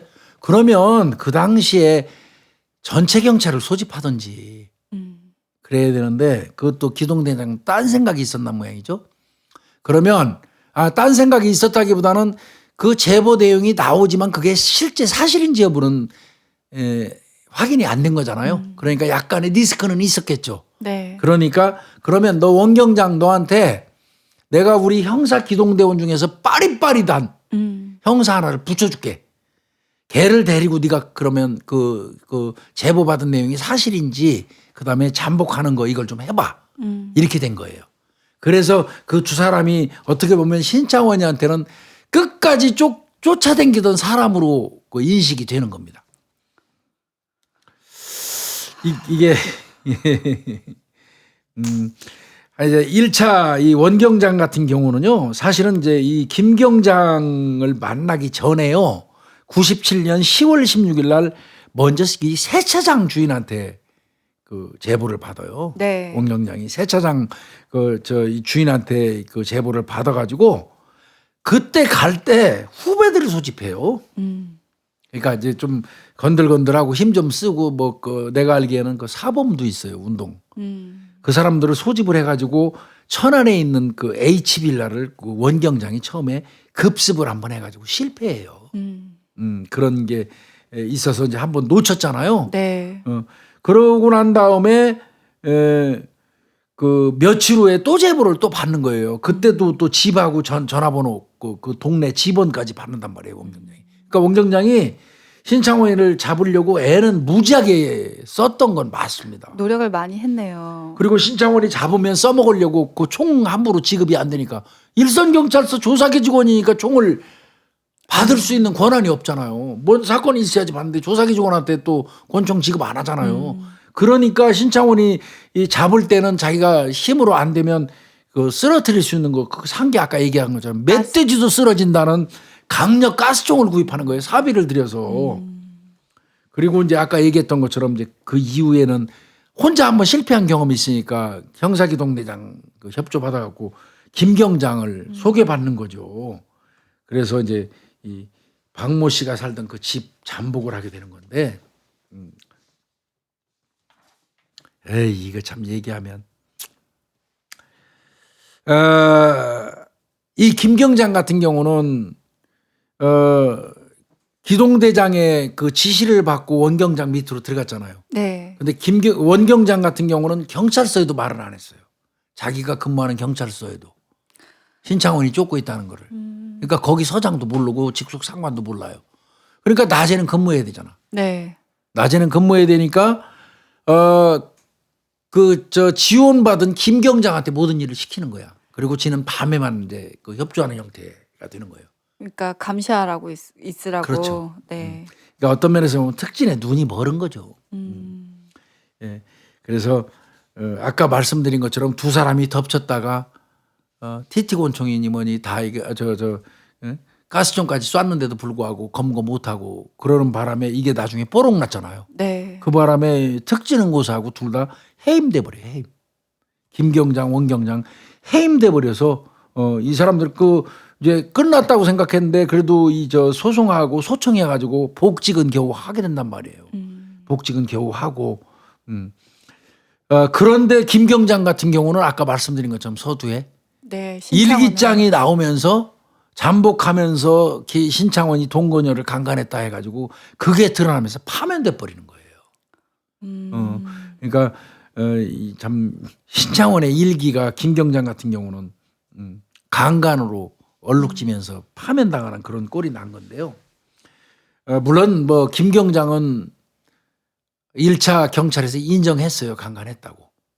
그런데 사실은 자기는 회유하고 협박당해서 한 거지 절대 안 했다고 법정에서 또 그 증언을 그 경찰에서 한 진술을 뒤집기도 해요.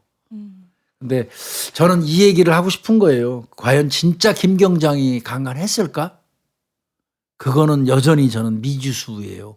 그래서 이거 설명을 하면서 판단은 우리 시청자분들한테 맡기려고 생각을 하고 제가 준비를 좀 해왔습니다. 하여튼 김경장이나 원경장이 덮쳤을 때 그들한테 총이 있었다면 나는 검거됐을 수밖에 없다. 그런데 그때 그 건달들 데리고 이런 그런 것들은 난 겁 안 난다. 이런 얘기를 신창원이가 하기도 했어요. 그러니까 어쨌든 어둠의 세계에서 뒷골목에서 살아왔잖아요. 그러다 보니까 그들한테 항상 도망치는 게 본인의 일이었기 때문에 아마 그런 것도 있었고 허세 같은 것도 전 있었다고 봅니다. 그러니까 김경장, 원경장이 건달들 몇 명 데리고 갔지만 그 건달들 그따구들은 무섭지도 않았다는 거고요.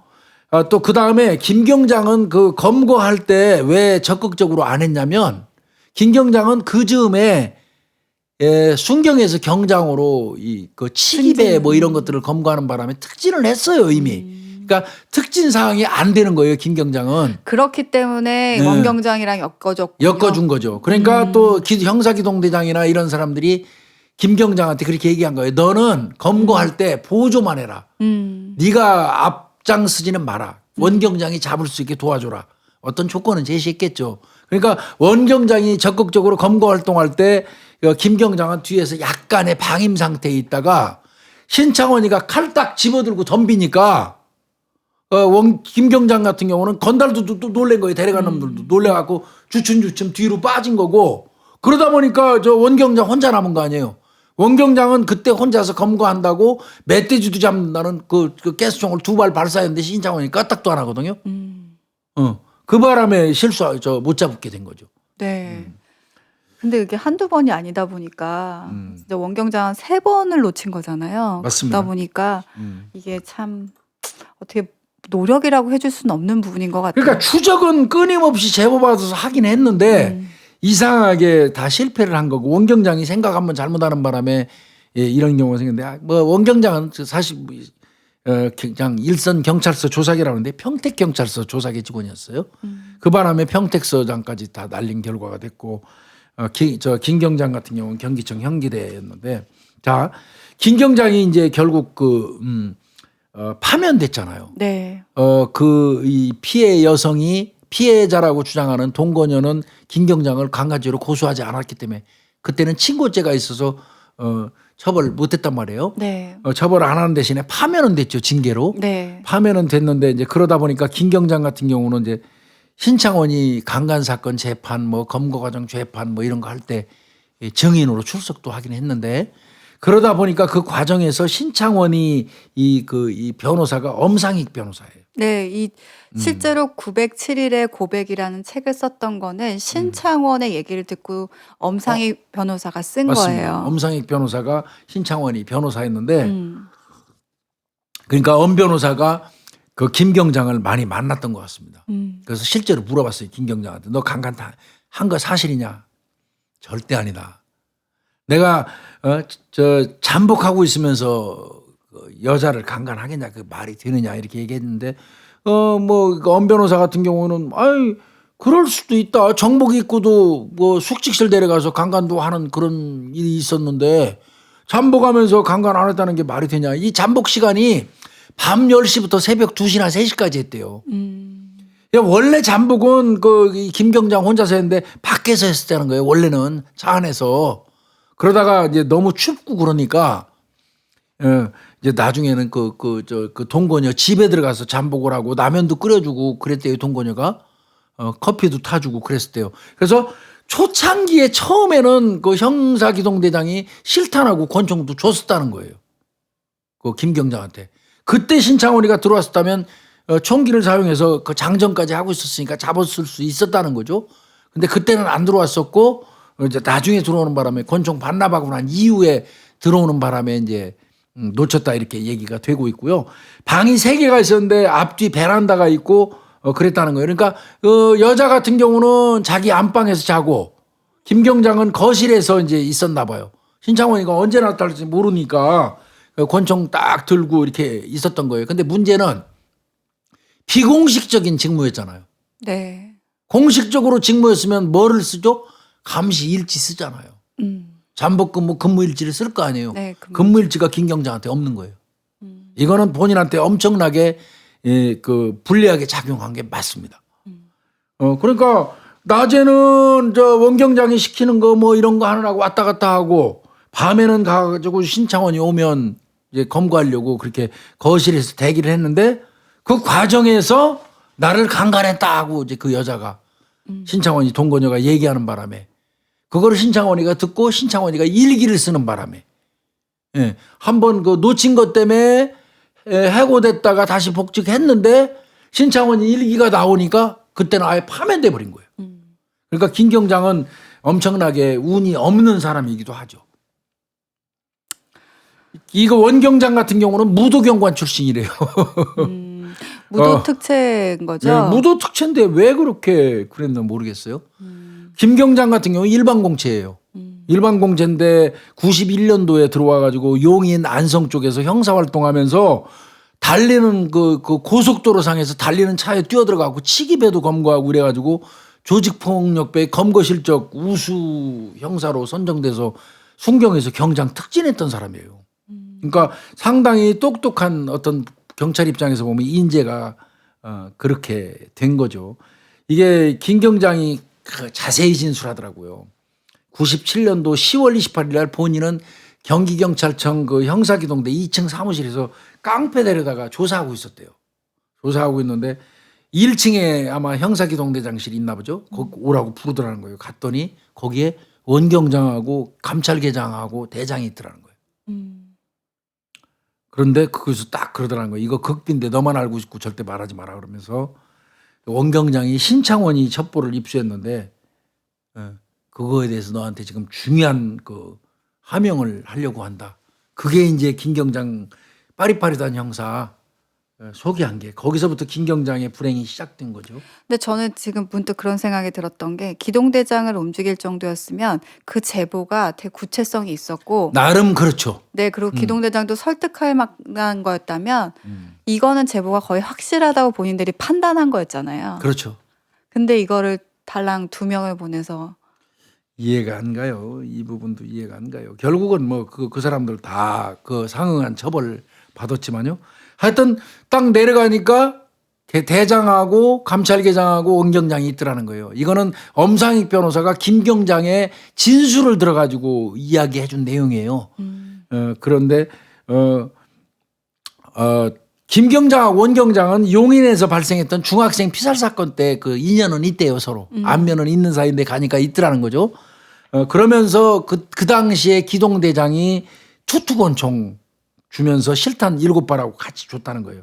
그러면서 니네 둘이 한 팀으로 구성돼서 이거 일해라. 그러니까 사실상 김경장 입장에서는 명령을 받은 거라고 생각하는 거죠. 근데 실제로 위에는 그런 명령한 거를 보고를 안 한 거고요. 그래서 이제 참 이게 김경장 같은 경우는 아마 그 당시에 갤로퍼가 있었나 봐요. 차가 갤로퍼 타고 그 당시에는 그 빌라 근처에 그 군부대가 하나 있다네요. 군부대 앞에서 주차해 놓고 감시를 하는데 추웠대요. 그래서 스키복 입고 라면으로 때우면서 잠복 근무를 했었다는 거고요. 그래서 이제 11월 6일 7일 그 사이에 너무 추워서 그 빌라 안으로 들어가갖고 이 베란다 쪽에 가스레인지 같은 게 있다네요. 그 가스레인지 틀어놓고 해 떨어지면 그 들어가서 이제 아마 잠복을 대기를 했던 것 같아요. 거실 소파에서. 그랬는데 그때 이제 강간 사건이 났다는 거죠. 그때 강간 사건이 났다고 얘기를 하는데 김경장은 절대 아니다. 그렇게 주장을 하는 거고요. 그러면 그 여자는 왜 그 김경장이 그 본인을 그 강간했다고 얘기했을까? 이거에 대한 해석이 여러 개가 있어요. 네. 일단은 신창원이 다시 오게 됐을 때 자기가 왜 경찰에 협조했는지에 대해서 어떤 얘기를 해야 되잖아요. 그 부분에서가 일단 뭐 이것이 여자가 실제로 그렇게 얘기를 했다고 한다면 그 이유가 하나 있을 것 같아요. 그런데 이제 그 여자하고 잠복을 하면서 있다 보니까 가까워졌겠죠. 어느 정도 좀 통하게 됐겠죠. 김경장하고. 그런데 어느 날 그 여자가 라노스 승용차를 타고 다녔다고 그러네요. 그런데 그 천안 쪽에서 교통사고가 났는데 밤늦은 시간에 김경장한테 전화했다는 거예요. 전화해가지고 좀 도와달라고 그랬는데 김경장이 안 도와주는 것 때문에 화가 나서 그런 말을 했다는 말도 있고요. 네. 근데 김경장은 그거 아니라고 그래요. 그거 절대 아니고 97년 12월 22일 날 밤에 그 여자하고 통화한 건 있지만 신창원이가 이 다른 여자하고 만나는 거를 내가 봤다. 그 제보가 있어서 통화를 한 거지. 무슨 뭐 나노스 승용차 때문에 그 통화한 건 아니다. 그 김경장은 이렇게 얘기하는데 그 부분은 서로 모르겠어요. 근데 이제 아마 그 여자가 그 교통사고 난 거를 좀 도와달라고 했는데 안 도와준 것 때문에 그 감정이 상해가지고 김경장을 강간했다고 얘기한 게 아닌가 이렇게 얘기하는 측이 많아요. 저는 뭐가 진실인지 사실 잘 모르겠네요.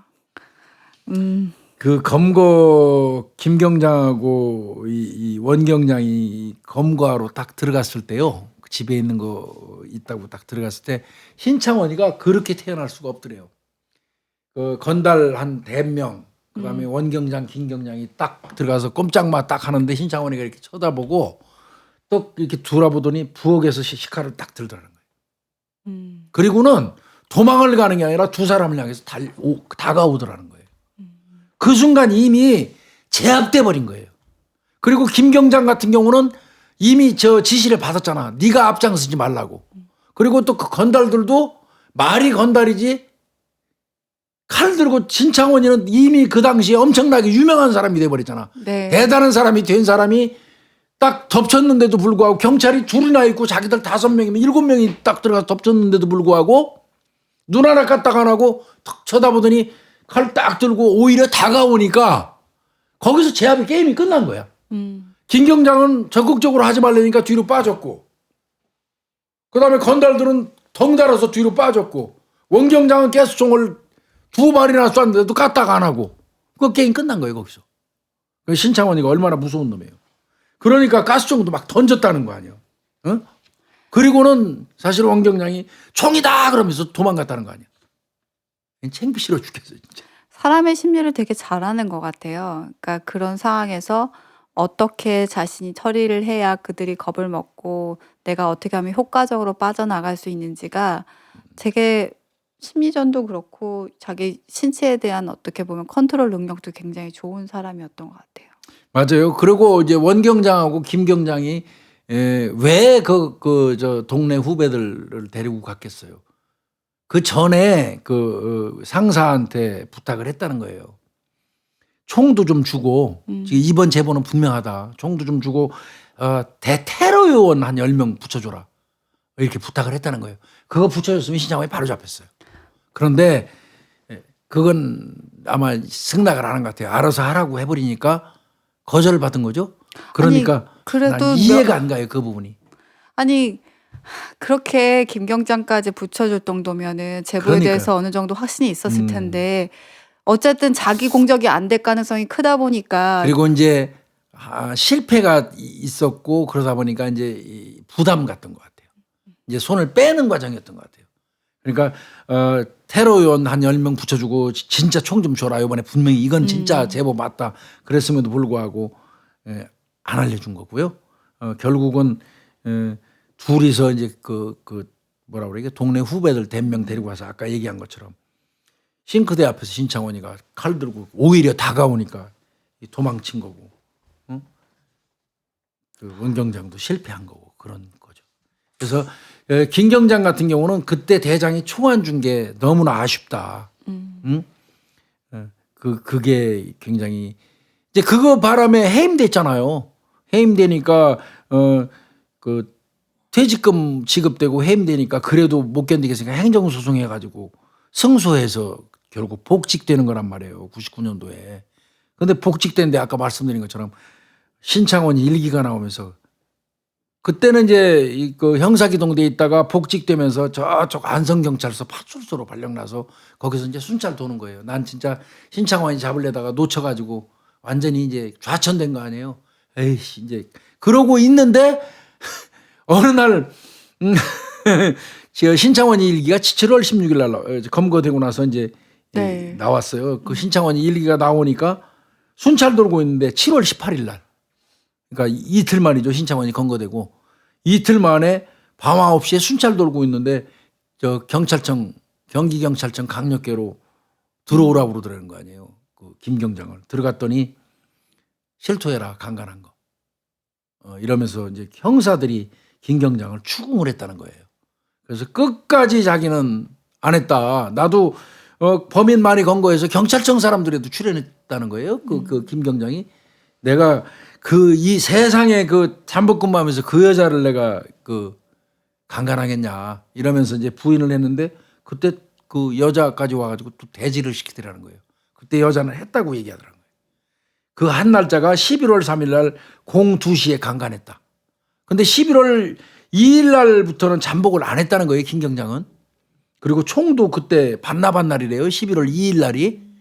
원래 처음에는 총 줬었다고 그랬잖아요. 티티건 총. 근데 반납을 11월 2일 날 했는데 11월 3일 날 저 강간당했다고 이 여자가 얘기하니까 말이 안 된다고 얘기했음에도 불구하고 그게 형사들한테 안 먹혔다는 거예요. 나도 형사 하면서 직원들 조사를 해보기도 했지만 이 부분은 굉장히 마음이 아프더라고요. 이때 당시는 특히 언론에서 굉장히 일기장. 신창원에 대해서 이미 핫 이슈가 돼 있었고 신드롬도 많이 일어났던 상황이었고요.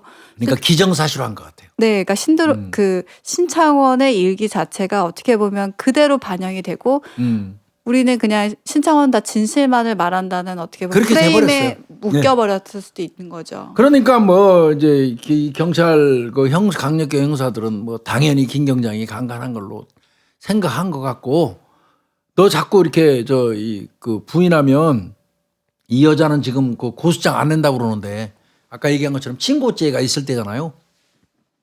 이 여자가 고소장은 안 낸다고 그러니까 너 형사처벌은 강간죄로 처벌 안 받을 수 있는데 너 계속 부인하면 여자한테 우리가 얘기해서 고소장 받아가지고 형사에 꺼내서 아예 그냥 구속시켜버린다고 그러니까 그쯤 되면 이제 어떤 현실적인 판단을 하기 시작하죠. 원래 이 검거하고 잡아넣던 사람이 본인이 피의자가 되면 그 현실을 너무나 잘 알기 때문에 오히려 더 겁이 많아져요. 김경장 같은 경우는 이거는 내가 부인한다고 될 수 있는 상황이 아니라고 판단했을지도 몰라요. 실제로 부인인지 하고도 거짓말하는 건지는 모르겠습니다만은 하여튼 뭐 그 엄 변호사를 통해서 김경장이 한 내용이에요, 이 얘기는. 그래서 이거는 고소장 받아가지고 지금 여자가 고소장 안 낸다는 것만으로도 다행인데 너 끝까지 이렇게 오리발 내밀면 고소장 받아서 구속시킨다고 그러니까 파면으로 끝날 걸 교도소 갈 수 있잖아요. 그러니까 차라리 이런 조직에 무슨 미련이 있냐 그러고 그냥 자포자기 상태로 했다고 서명했다는 거예요. 그러자마자 그냥 당일날 그냥 오후 5시에 수사 결과 발표됐다는 거예요. 그 다음날. 김경장이 강간했다. 그 내용은 이겁니다. 경기경찰청은 24일 날 탈옥수 신창원의 전 동거녀를 성폭행한 것으로 드러난 안성경찰서 대덕파출소 소속 김땡땡 30살 경장을 파면 조치했다. 김 경장은 97년 11월 초에 신창원을 검거하기 위해서 천안시 목천면에 있는 그 H빌라에서 3일간 잠복 근무하면서 신창원의 전 동거녀 박땡땡 그 31살 먹은 여자를 성폭행한 것으로 경찰 자체 수사 결과 밝혀졌다. 이렇게 발표를 했다는 거예요. 근데 이제 그렇게 되니까 뭐 형사의 건은 이제 고소 안 했으니까 안 했죠. 대신 징계위원회가 열리죠. 그런데 또 징계위원회에서는 또 김경장이 부인한 모양이에요. 그럼에도 불구하고 파면이 확정돼 버렸다. 그래서 김경장 같은 경우는 경찰을 떠날 수밖에 없었던 그런 상황이 됐던 거죠. 그래서 그리고 김경장한테 이제 엄 변호사가 막 물어본 모양이더라고. 그러면 끝까지 너도 경찰인데 아는 건 안 했다고 얘기해야지 왜 네가 했다고 다 인정하냐. 그리고 너 얘기 들어보니까 최초에 기동대장이 권총도 지급해갖고 잠복하다가 나중에 안 돼서 또 권총 반납했고 그 이후에 또 권총 요청하니까 안 줘서 니네끼리 건달 데리고 갔다가 똘마이들 데리고 갔다가 실패한 거. 왜 이런 얘기를 다 얘기해야지 너 왜 말 안 했냐 그랬더니 형사기동대장이 나를 많이 아껴줬기 때문에 기동대장을 위해서 나는 입 다물었다 이렇게까지 얘기를 했다는 거예요. 이것도 어디까지나 이제 엄 변호사한테 김 경장이 한 얘기예요. 실제 그런지 여부는 모르겠습니다만은. 근데 이거는 판단은 여러분들이 해야 될 것 같습니다. 저는 나름대로 저 생각이 드는 게 많이 있는데요. 이거는 내가 개입하지 않았고 명확하게 모르기 때문에 양쪽의 얘기를 전달하는 수준에서 끝난 거예요. 그러니까 김 경장 같은 경우는 강간죄 관련돼서는 고소당하지 않았기 때문에 파면으로 끝난 거고 신창원이는 나중에 무죄가 떨어졌는데요. 그 무죄 떨어진 이유는 신창원이의 신체 특징이에요. 네. 예, 그 얘기는 구체적으로 말하기 곤란하지만 결국 그 신창원이한테 강간당했다는 여자가 법정에서 증언할 때 결국은 부인한 거나 마찬가지죠. 아닌 것 같기도 하고 맞는 것 같기도 하고 이러면 법정에서 무죄예요. 신창원이는 엄 변호사한테 절대로 저 여자 강간한 사실 없다. 그렇다고 내가 강간죄를 범하지 않은 건 아니다. 다른 사람 내가 강간을 했지만 저 여자를 내가 지금 기소된 저 여자를 내가 강간하진 않았다. 이렇게 얘기를 했다는 거예요. 신창원이가 서울 쪽에서 옥상에서 이렇게 서 있다가 불 켜져 있는 집에 여성이 있는 걸 보고 어떤 그 성적인 어떤 욕구를 느껴서 들어가 가지고 강간한 사실에 대해서는 진술을 했다고 합니다. 근데 그 여성은 그 당시에 고소하지 않았어요. 오히려 뭐 이 신창원이 말로는 그 새끼 말로는 뭐 그 여성이 그 강간 행위가 끝나고 난 다음에 죄송하다 잘못했다고 얘기하니까 용서해주고 뭐 밥도 주고 옷도 챙겨주고 신발도 찾아줬다. 그다음에 본인이 훔친 돈을 왕창 줬더니 그 훔친 돈을 깔아놓고 한번 깔고 앉았다가 일어난 다음에 돈방석 앉아봤으니까 됐다 그러면서 도로 가방에 넣어줘서 신창원이가 들고 나왔다. 뭐 이런 얘기를 신창원이가 하긴 했는데 그건 저는 신빙성이 있다고 생각하지는 않습니다만은. 네. 하여튼 신창원이가 이렇게 강간한 다른 사람은 있을지언정 그 자기를 고소해가지고 재판장에 세운 그 여성은 강간한 사실 없다고 변호사한테 얘기했고 재판하는 과정에서 그 여성은 뜨뜨미지근하게 사실 아닌 것 같아요. 그렇게 진술하는 바람에 재판장이 무죄를 때렸습니다. 네. 오히려 아니라고 지금까지 주장하는 김경장은 파면돼 버린 그런 그 강간 사건이 있었습니다. 지금 신창원은 전주교도소에 있는 걸로 맞습니다. 확인이 되는데요. 지금 가장 허리가 안 좋아서 뭐 그런 허리 부분에는 수술까지 받았다고 얘기하고 실제로 거기서 뭐 아까 얘기하셨듯이 교수님 얘기하셨듯이 뭐 검정고시 그다음에 대학 입시까지 다 준비를 해서 실제 공부를 좀 많이 했었고 법률에 대해서 공부를 되게 많이 했다고 하더라고요. 맞아요. 예. 그래서 교도행정에 어떻게 보면 잘못된 점들을 실제로 자기가 고소를 해서 실제로 승소를 해요. 그래서 돈도 자기가 한 500만 원 정도 돈도 받은 것 같고요. 뭐 자질구레하게 그런 게 있는 것 같습니다. 그리고 신창원에 관련돼서 영화사들이 굉장히 관심을 많이 보였다고 하더라고요. 그래서 신창원한테 뭐 같이 영화를 만들자라고 했었는데 근데 저는 사실은 이 부분은 안 믿는데 신창원이 저는 저의 얘기가 그렇게 얘기되는 것도 싫지만 나와 관련된 피해자나 나와 관련된 사람들의 얘기가 영화로 실리는 것이 좋지 않다고 생각해서 영화를 만들지 않겠다라고 얘기를 했는데 꾸준히 영화사들하고는 접촉을 했다라고 얘기가 나오더라고요. 맞아요. 네. 그 신창원 얘기도 절대 믿으면 안 됩니다. 네. 절대 믿으면 안 되고요. 아 맞네요. 청송 하나가 강력이고요. 저 일반이고요. 네. 청송 둘이 강력인데요. 네. 신창원이는 2004년도에 고입 대입 검정고시 합격했고요. 네. 예. 상담사 자격증도 아마 취득한 것 같습니다. 그래서 뭐 그때 이제 이런 얘기들 뭐 신창원에 대한 얘기들 진짜 뭐 비하인드 스토리가 너무 끝없이 많아서요. 네. 사실 진짜 뭐 시리즈로 가도 끝이 없는데 이거 관련해서 또 얘기가 나왔던 게 바로 22년 6개월의 추가 네. 형량이 너무 가혹한 것이 아니었냐. 그런 말 나오죠. 네, 표창원 교수도 그 부분에 대해서는 얘기를 했었죠. 네. 아니 뭐 그때 당시 탈옥을 한 거였는데 너무 괘씸죄가 적용된 것이 아니냐라는 얘기를 많이 했었죠. 실제로 도남동에서 정 씨를 살해할 때도 신창원이가 찔러서 살해한 건 아니거든요. 네. 옆에 있었거든요. 종범이에요. 네. 물론 공범이지만 종범. 김모라는 김영호인가 이 본범이 네. 그 사람이 그 살해를 했고 그렇기 때문에 신창원이가 무기징역 받을 정도는 아니었다. 이제 뭐 이런 말도 지금에 와서 나오기는 합니다만 어찌됐건 그 사람 그 옆에 있어도 공범이니까요. 그거는 뭐. 그리고 어쨌든 모의를 해서 같이 강도 행각을 하고 있었기 때문에 특히 예. 흉기를 항상 소지하고 다녔었기 때문에 자신들이 사람들을 살해할 수 있고 찌를 수 있다라는 거에 대한 인지는 분명히 있었습니다.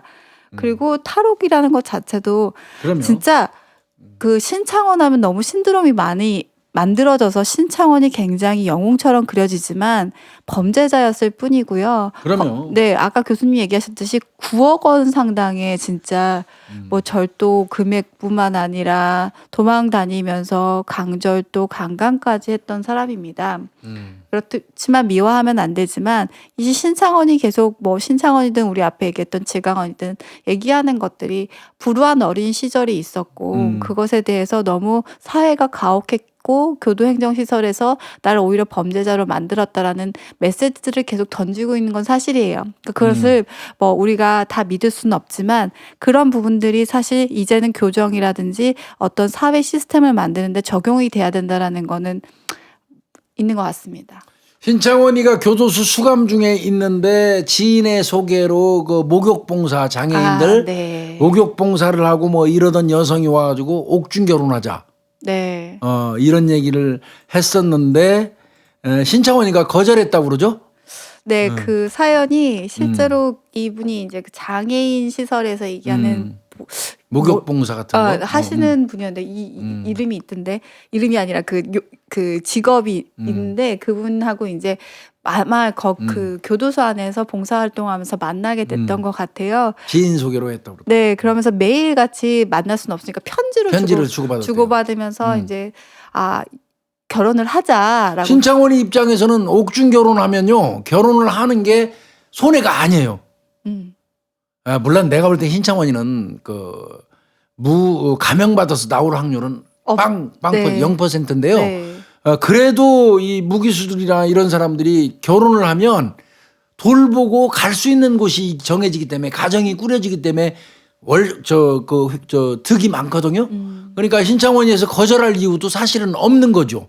네, 근데 이제 이게 기사가 딱 터진 거예요. 맞아요. 그래서 이 여성분이 이 씨였는데 그러다 보니까 주변에서 막 이제 말리거나 파장이 너무 컸던 거예요. 맞아요. 근데 이제 얘기를 하다 보니까 신창원은 그런 것까지 다 감수하고 이 여성분이 결혼할 거라고 생각을 했는데 여성이 너무 괴로워하더라는 거죠. 네, 겁이 나니까 그렇다면 나는 이 결혼을 하지 말아야 되겠다고 해서 이것도 신창원의 말이지만 그러면 여기까지다 우리 사랑을 접자라고 얘기했는데 실제로 그 후에 한 번 정도 이 여성분이 면회를 온 후에 그 후는 오지 않았다고 하더라고요. 나쁜 놈이라고 그러고. 나쁜 놈이라고 얘기하고 오지 않았다고 그래요. 그런데 뭐 그건 어디까지나 신창원이 얘기입니다. 제 생각은. 네.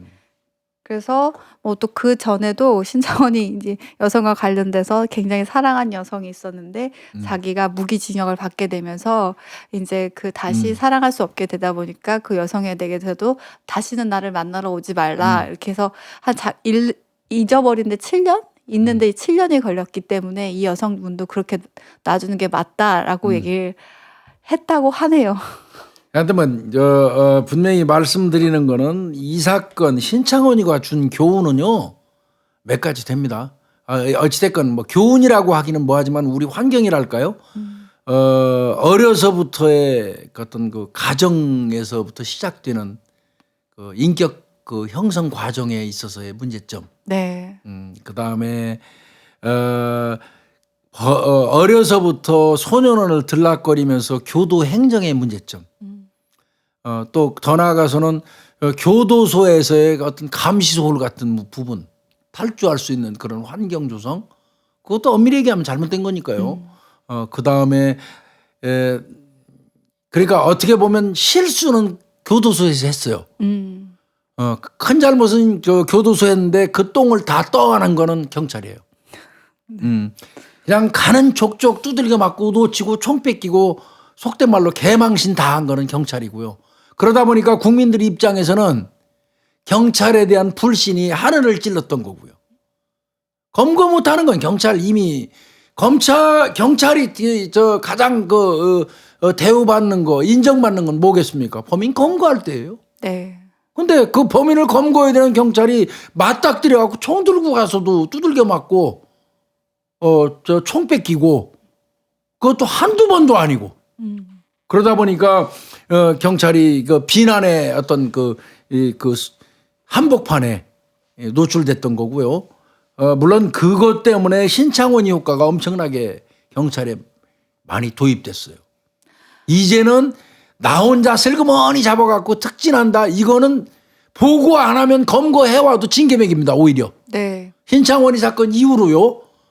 무작정 검거해가지고 오면 뭐 보고했건 말건 그냥 잘했어 그냥 특진시켜주고 상 줬잖아요.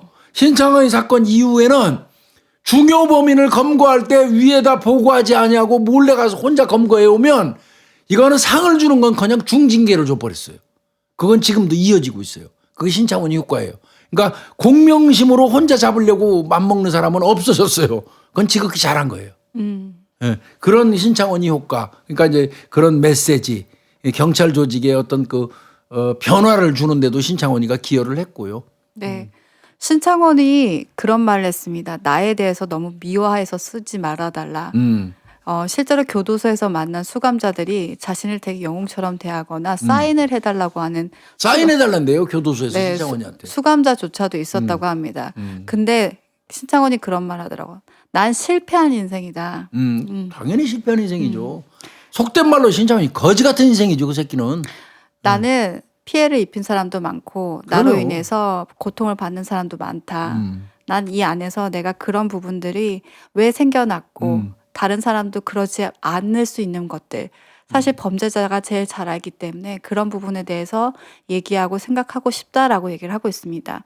다만 신창원이가 교도행정 관련돼서는 계속적으로 아주, 네. 조목조목 따지고 소송 걸고 그러는 모양이더라고요. 네. 저는 그게 와닿았어요. 난 실패한 인생이다. 분명히 인지하고 있고 그 부분에 대해서 그렇기 때문에 본인 자체가 실패한 인생이라는 걸 알고 있는데 우리 바라보는 사람들이 아 신창원 멋있어. 신창원 진짜 영웅이야 라는 프레임 속에 잘못된 프레임 속에 영웅시하는 거는 경계시돼야 된다라고 분명히 생각을 합니다. 예, 그건 맞습니다. 그래서 신창원이가 남긴 거는 그런 거 등등이에요. 그래서 한 번 정도는 좀 상기해 볼 필요가 있는 그런 사건이었다. 경찰에 두 번 다시 일어나서는 안 되는 사건이 신창원 사건, 화성연살인 사건 등등입니다. 네. 네. 교수님 수고하셨습니다. 예, 뭐 이 정도에서 끊죠. 사실 신창원 사건은 조사해 온 거는 엄청나게 많은데 정말 그 여러분들한테 이 말씀드리기 곤란한 부분이 너무 많았어요. 그러니까요. 이게 뭐 이 조사하는 과정에서 보니까 너무 많았어요. 신창원은 정말 하나하나 다 얘기가 너무 많은데 이걸 다 할 수는 없었습니다. 그래서 네. 개괄적인 그리고 여러분들이 몰랐던 이제 교수님만이 알 수 있는 내용들을 저희가 집중적으로 좀 다뤄봤습니다. 예, 수고했습니다. 수고하셨습니다.